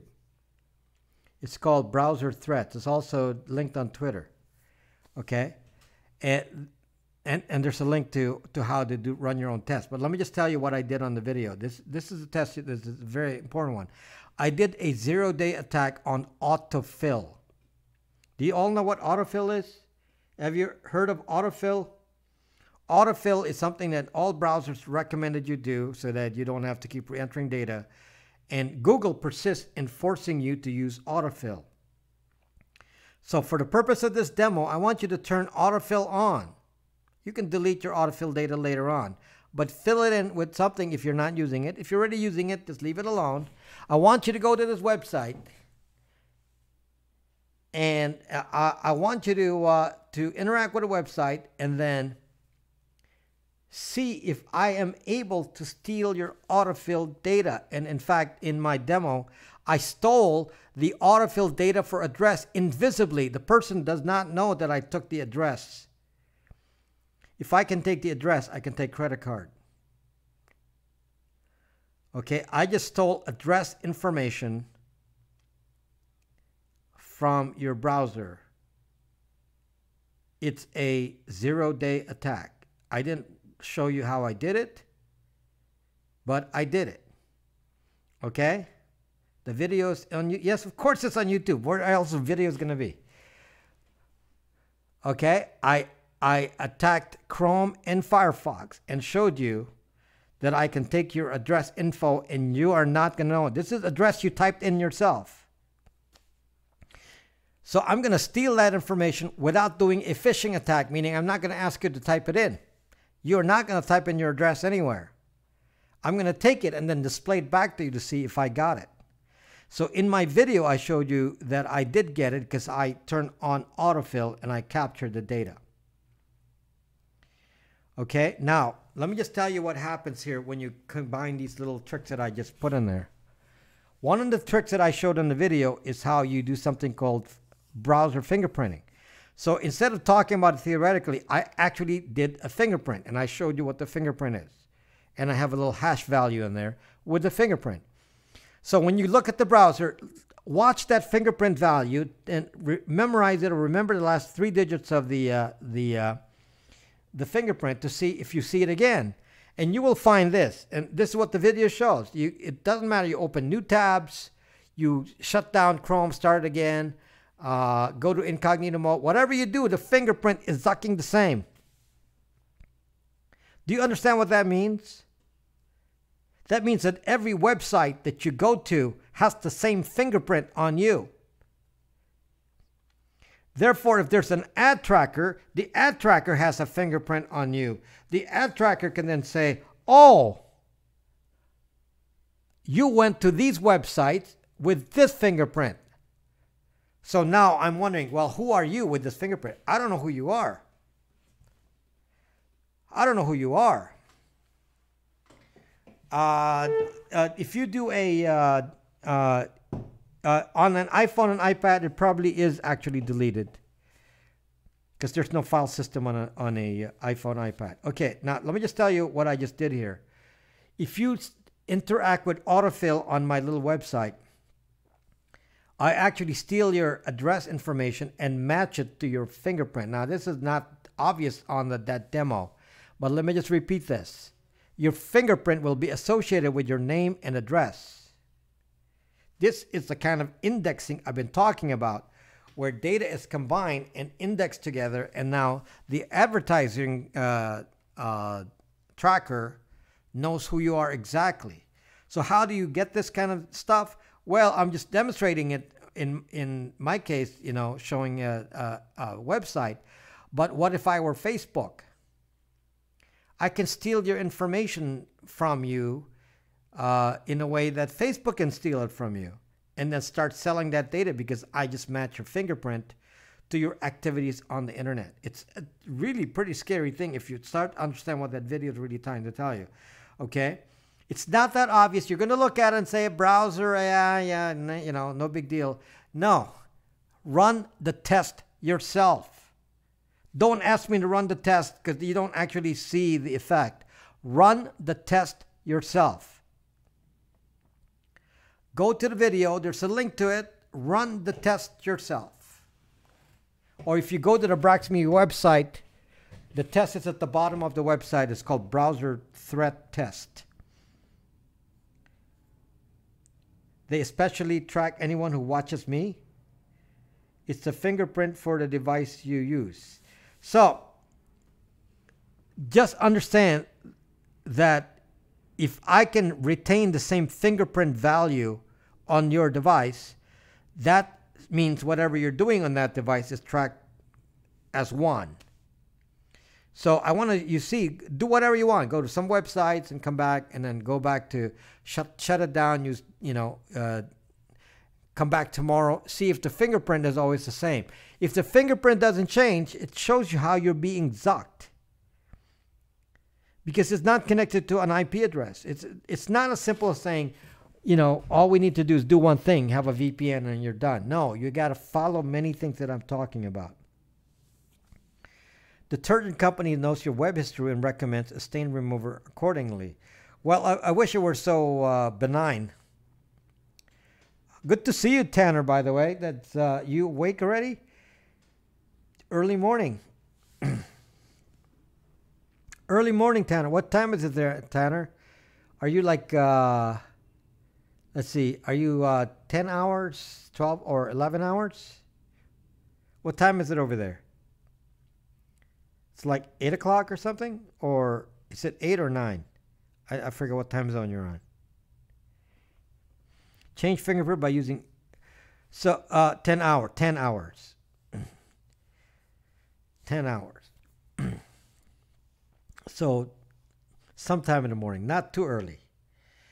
So do you own kind of, but without hacking? I'm not hacking anyone. I'm doing my own research. And I created this pen test to show you, without hacking anyone, to show you how you can be hacked in this example case.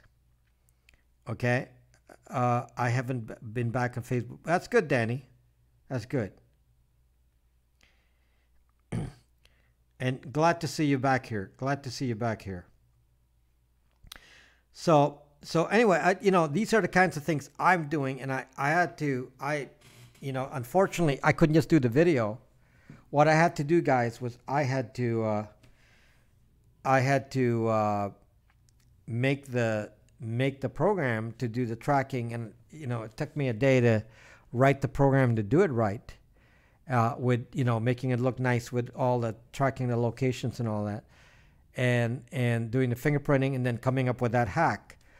Okay, so look, I even came up with a 0-day hack in that video. And again, some of these videos are not completely appreciated because the titles can't explain it all. So I need you all to spread the word about how these are a lot deeper than you think. So please test it out and give me your input. Again, I'm suggesting to you that it's not as simple as it looks. Fingerprinting is very scary. Browser fingerprinting is very scary because you can't completely hide from it. You can't completely hide from it. In fact, I mean, let's say you have a VPN. I can still track you even with a VPN. And I cannot track you by name necessarily with a VPN if you're not using your real name. Let's say you're in a VPN. I can't track your real name, but I can find your exact location, or I can use this little trick and steal your autofill data, and then I can now match that to the fingerprint. So instead of an IP address, I have your fingerprint. The fingerprint number becomes somewhat equivalent to an IP address. Then all I have to do, guys, to make this database a little bit more sophisticated, is I keep track of all the IP addresses ever found with this fingerprint. One of those will be your real IP address. This is why you never turn off your VPN. Never. Because it will match you. No, the test is only for autofill. If you don't use autofill, you're good. But you may want to try it to see what the threat is. And then after that, put some fake. If you're going to do the test, put some fake information on the autofill, ahead of time. Pre-fill your autofill with fake information, and then you can test it. Obviously, I don't want you to reveal real data. It's just a test.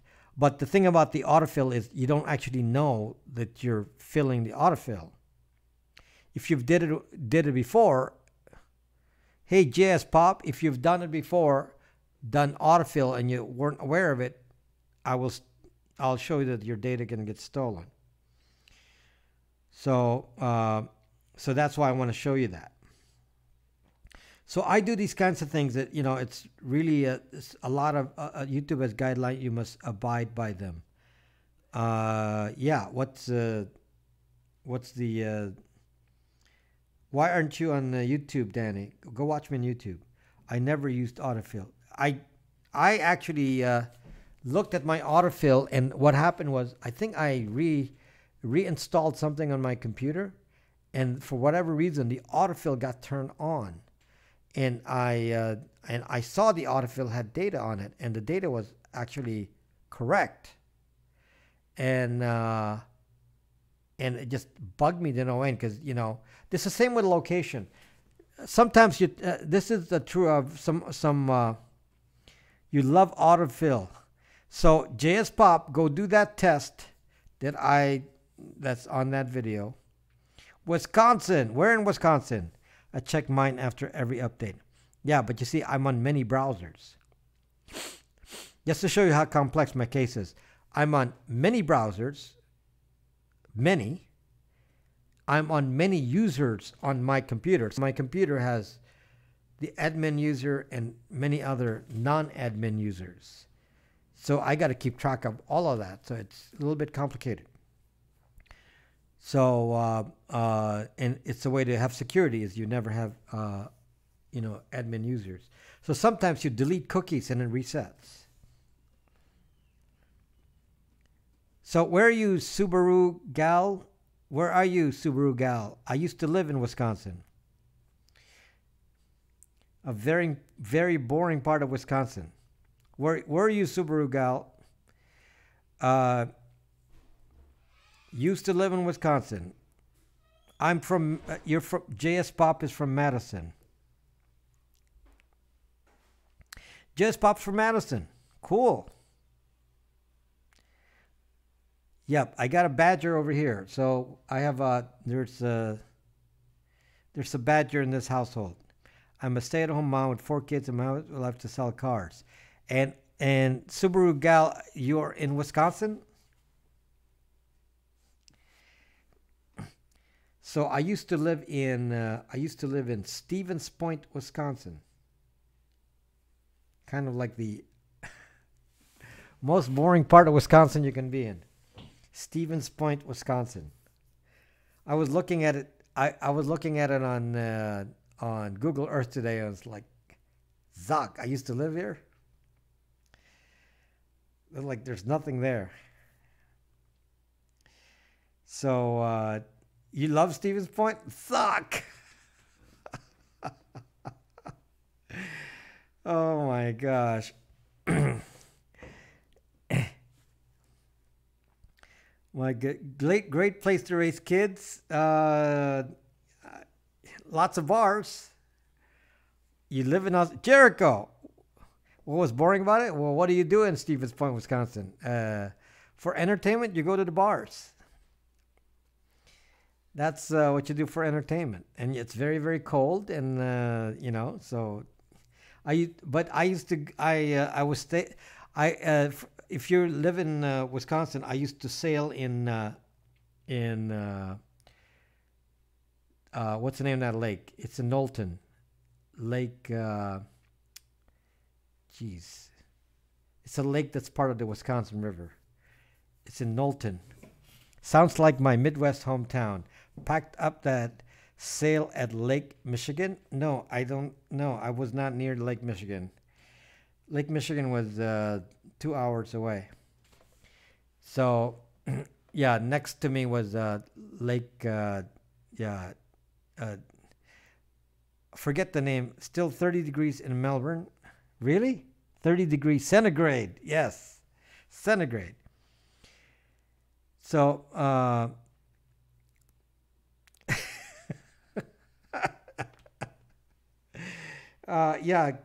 Kelp needs that. Bars called Bucks and the other bar. Yeah, so I was in Wisconsin. I was in Wisconsin and in a bar in Stevens Point, and this guy came to me and said, I told you the story, and said, so I was having a beer at this bar, and this guy comes and says, I hate gooks. I've killed a few. Yeah, that was in Stevens Point, Wisconsin. Stevens Point, Wisconsin. You drive a Subaru. So let's see. I was in Madison. Actually, I haven't been in Madison for a while now, but I was in Madison a few years ago. Here we go with the racial story. Yeah, it doesn't happen, Kelp. I mean, it's that would fight would have broken our bucks, and someone would have gone to jail. They're good people, Kelp. The people who didn't say those things are good people. This guy was in the minority. So most people that were good, I had lots of friends at the bar at the time, so I didn't really concern myself with him. But yes, if there was a brawl at that bar, then that guy would be outnumbered by my friends. So yes, they were good people.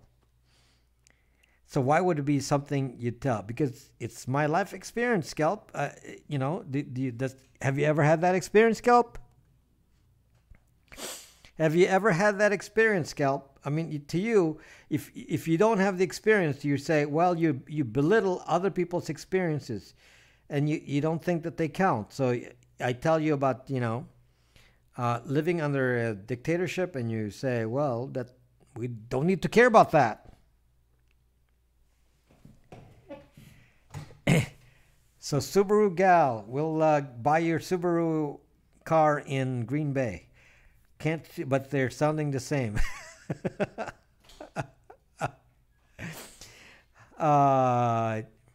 Oh yeah. So Kelp says I should only talk about. I talk up 99% of my experiences with people are good, especially on Periscope. But we also have our 1% on Periscope, just like in real life. So don't really care. The mommy caller. Who are you again? You're not talking on YouTube, so I don't know who you are. So keep coming to YouTube. Yes, come to YouTube so I don't ignore you. I will ignore you if you don't come to YouTube. That is messed up. Yes, Drac, that is messed up. So yes, people beginning with the letter name J and people with the letter K. And apparently, according to some people, that my story is being stereotypical, and that I'm must not be important. Then must not be important story, because it only happened to me. Therefore, it's an insignificant story. Sasha, in this, to summarize in this show, I said that one of the clues is that your LTE is locked out. Your phone doesn't go back to LTE. It stays on 2G. That's a sure sign that your LTE phone has been hacked, or you stop paying the bills. One of the two. What is the moral? There's no moral, Kelp. Is there any moral, Kelp? Most people here are very kind, and I don't really react to racist comments. So what's your problem? I'm just telling a story in a place that people were talking about. So and then so anyway, what am I talking about? Yes, Drac is type that again, Drac. He can see that comment.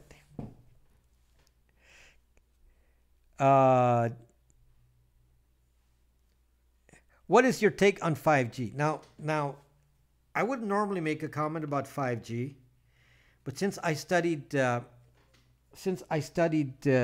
radio frequencies in the last few days, because I got a receiver, and I'm studying frequencies. I have a full spectrum kind of range view of all the frequencies, and I'm using it to identify cell stations and such. But on it, I can go look at air traffic control and ADSB and shortwave and radio, AM, FM, whatever, ham radio. I can look at all of that. And one of the questions that came up with how different the low frequencies are to the high frequencies. So for example, FM radio is in an area called VHF. Your air traffic control and all that, ATC, is called U. There's an upper band above that. It's called UHF, ultra high frequency, which is not really that high, because when you get to cell phones, then you get into very high, super high frequency. And then you get this ultra high frequency, and now you're getting into anything over 1G. Like phones are in 850 megahertz and up, all the way to 1.9 gigahertz. That's for phone. Okay, your Wi-Fi is 2.4 gigahertz, which is very high frequency, and your Wi-Fi the other Wi-Fi is 5 gigahertz. Okay, so the current phone signals are 1.9 gigahertz or below, 850 gigahertz, megahertz to 1.9. Okay, so just to give you an idea, so your Wi-Fi is already in that high frequency range that is in the realm of 5G. Well, let me just tell you some characteristics of your 5 gigahertz, which is so inconsistent here in some of these stories about 5G and how scary it is. Did you know that your 5 gigahertz traffic, if you have Wi-Fi at 5 gigahertz, do you know it has difficulty crossing walls? Did you know that ultra high frequencies like 5 gigahertz, and by the way, 5G is going to be like 50 gigahertz, that it can't cross walls? It's got to be like, open space. It doesn't really work well with obstructions of any sort. What does that mean? It means it's not strong enough to even cross any solid object. The higher the frequency, the less ability of it to cross objects.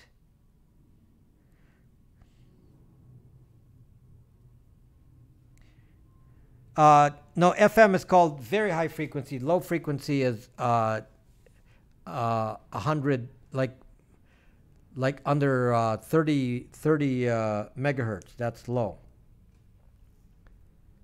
Or if you're in the kilohertz category. So this is the problem. So when people say, well, 5G is going to kill me, and I'm like saying, it can't even cross a sucking wall. A. B. It's non-ionizing. So it doesn't really, your body can't react to something that's not ionizing, just like radiation is. Radiation is an ionizing frequency. This is not. So obviously, because of the signal strength and the fact that it can't really cross a long distance, it can't really be very strong. So they're going to have to put 5G. In order to do 5G, they're going to have to put it everywhere. Probably maybe 2 to a block. They're going to have thousands of 5G transmitters. And you're like so scared. Oh my gosh, there's going to be thousands of these. But because they're kind of like, something a little bit slightly stronger than your Wi-Fi. That may be all it is. It's just a little stronger than your Wi-Fi. So if you're already worried, you better be worried about your Wi-Fi, because your Wi-Fi must be is going to be in the same range, because your Wi-Fi is already 5 gigahertz. So anyway, if you're not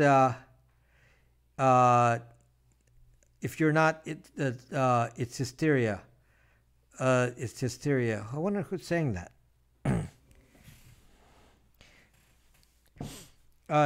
What about? I haven't seen any actual study. I haven't seen any actual real study. Nerdy gal, it's a problem, because when I checked this out, when I was checking this out some years back, there was no definitive study of anything. So I mean, from a medical point of view, medical study.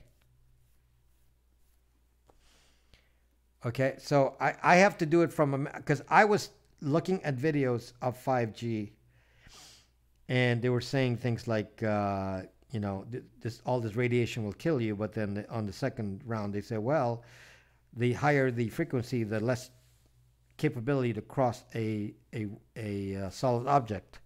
So those were counterintuitive. Okay, it's counterintuitive. If you can't cross a solid object, then obviously the high frequency can't do much. And the kind of frequency that we're talking about is Wi-Fi level. So I'm only talking about this like from a medical point of view. So just from my understanding of the way frequencies work and my study of medicine, I'm not aware of any credible study on it at the moment. The last time I checked, which was a while back. So there has to be a credible study that actually shows it. If there is, then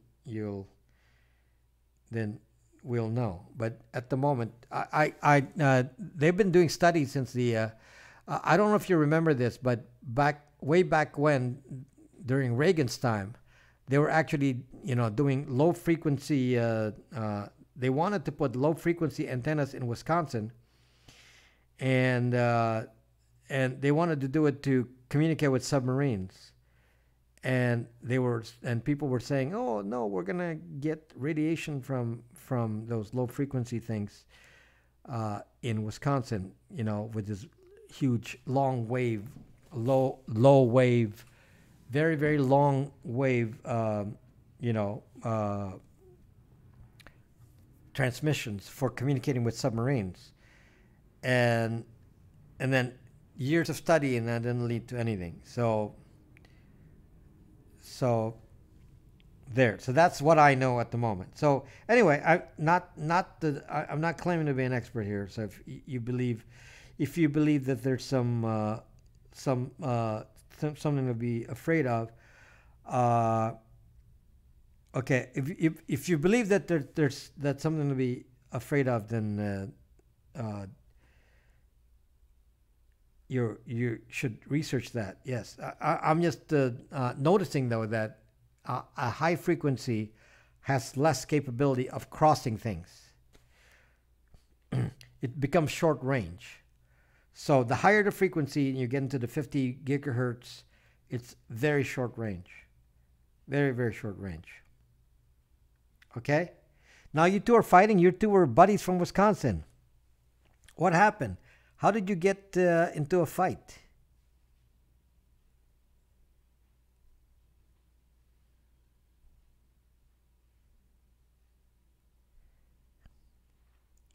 I have to look back at the comments here. I don't know what happened here. Okay, so anyway, I'm not questioning. I'm not questioning your. I'm just telling what you know at the moment. I'm questioning. They are the same person now. Sorry, Nerdy is my friend. I know Nerdy. I don't know the rest of you, but I know Nerdy. Nerdy is a good friend. So anyway, just my observation from tracking radio frequencies, I'm finding that as I use higher frequencies, the antenna has to be a lot smaller. The range is smaller. It's very hard to find a signal from a distance. Even with I'm using VHF line of sight. It's not that strong. So the lower frequencies are the stronger ones.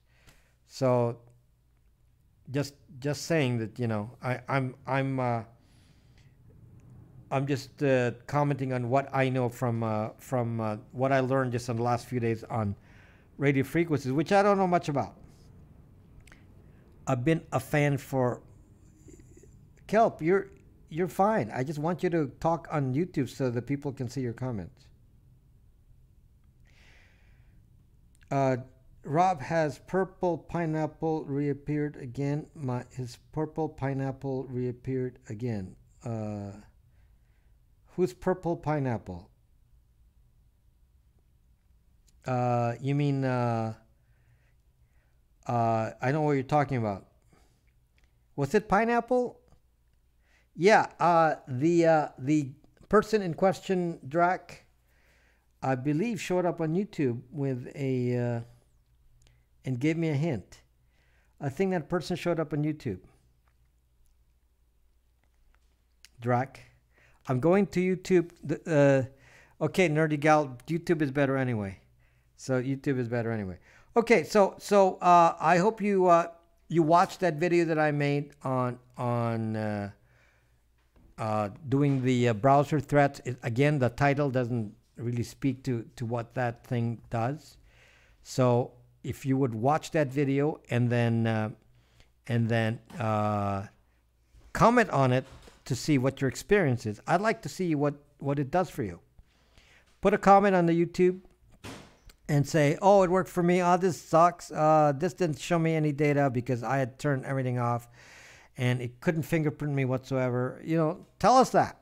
I want to know. I want to know because it may be something different. I've tested all the browsers I found and they were all bad except for one. The one that was not as bad was Tor browser. It protected me a tiny bit more. A tiny bit. Not much. A tiny bit more. The rest of them, every single one of them sucked. And I thought DuckDuckGo browser. Did some of you come and think that DuckDuckGo browser was better? Some of you made a comment that DuckDuckGo was better, and then I tested DuckDuckGo and was sucked.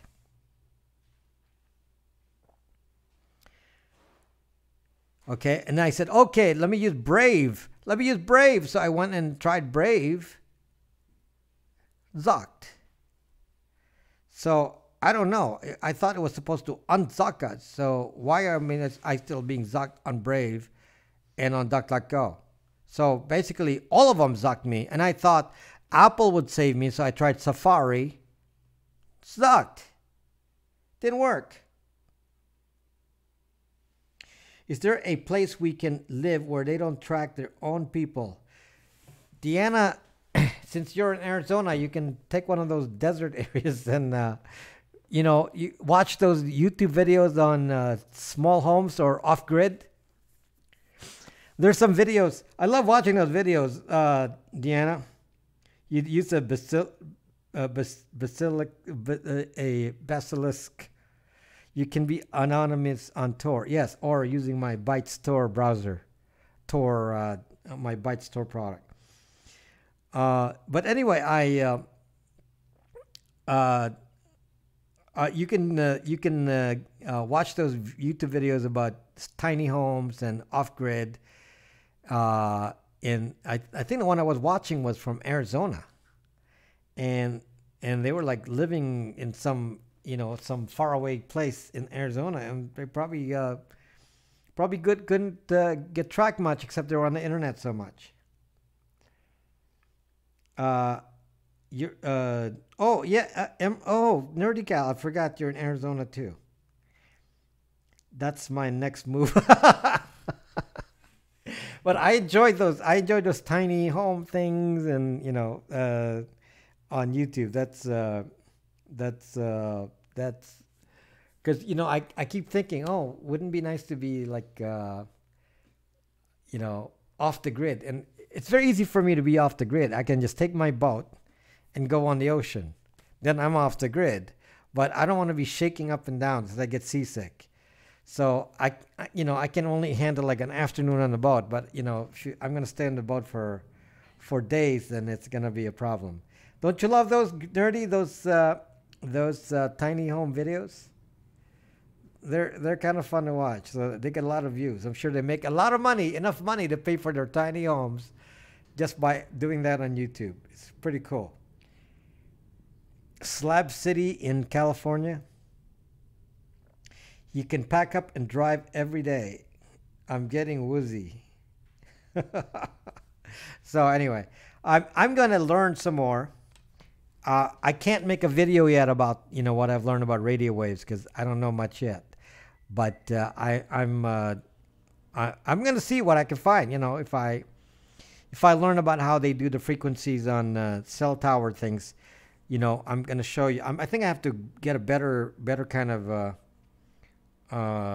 equipment, and then I'll make a video and show you what I see, and you can see the frequencies and say these are the cell towers, and so on, and see what they're up to. So I'm going to put that on my project list to go figure out, because people seem to like the hardware. When I show you doing real things rather than just talk, people don't like to hear me just talk. You want to actually see something happen. So that's what I'm trying to do here, which is making the videos more difficult because I got to do something. Making this a full-time job. So anyway, please support me. I have a Bytes VPN product right there, which has Tor routing. I have a new VPN router. What is my RF fingerprint? I'm only a receiver, so I don't have a fingerprint as a being only a receiver, not a transmitter. I don't transmit. I'm only doing receive. So I think you receive. Yes, I have a RTL SDR. I'm going to get a E4000 SDR. I was going to get the hack the hack RF, but it has some flaws in it. So I'm yes, Drag. I remember Purple Pineapple, but I found out who the person is on YouTube. So the person showed up on YouTube. I'm not going to mention the name or the handle. Get the router. The FCC approved 5G without testing it. I have Hacker and Blade RF. I'm going to check what Blade RF is. I'm going to check what that is. Okay. Bluetooth, Wi-Fi broadcast, fingerprint. I don't broadcast. Hey, I am only doing receive. So there is no fingerprint as a receive mode, which is what I'm doing with SDR. Okay, SDR is receive only. So Hacker RF has transmit, but short range. So I'm gonna get this equipment. I wanna really figure this out because it's kind of cool. I can do the software. I don't do the hardware. So you know, it's kind of cool. It might take me a while to figure it out. We'll see. One of the other projects I can do, just to show you, guys, is I can make a. This is one of the projects that you can do. There's a project on very easy project on a Raspberry Pi, when you can turn a Raspberry Pi into a tracking device. And then to prove to you what I'm talking about, location tracking and Wi-Fi triangulation, and you basically leave the Raspberry Pi plugged into your car, drive around all day. Then when you get home, it connects to the Wi-Fi and then downloads all of your locations. So that's an actual project that's on the internet. I can actually try that. Okay, and it depends if you want FGPA. Talk to me about that, Justin, on Brax. War driving. What I want to do, if I can do this, is create a Stingray tracker, drive around town and track all the Stingrays. That's what I want to do. But I don't know how to do that yet. So some people have figured it out, and I'm new at this. I don't know how. But that would be the fun scope, right?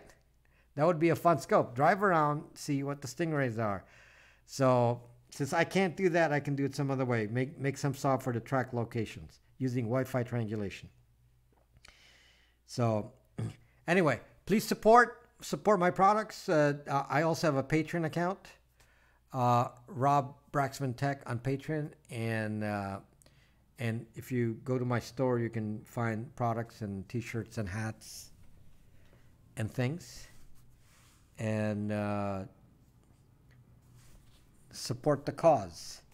And thank you for the people who gave super chat on YouTube, and thank you for the people who gave super hearts on Periscope. Thank you so much for all.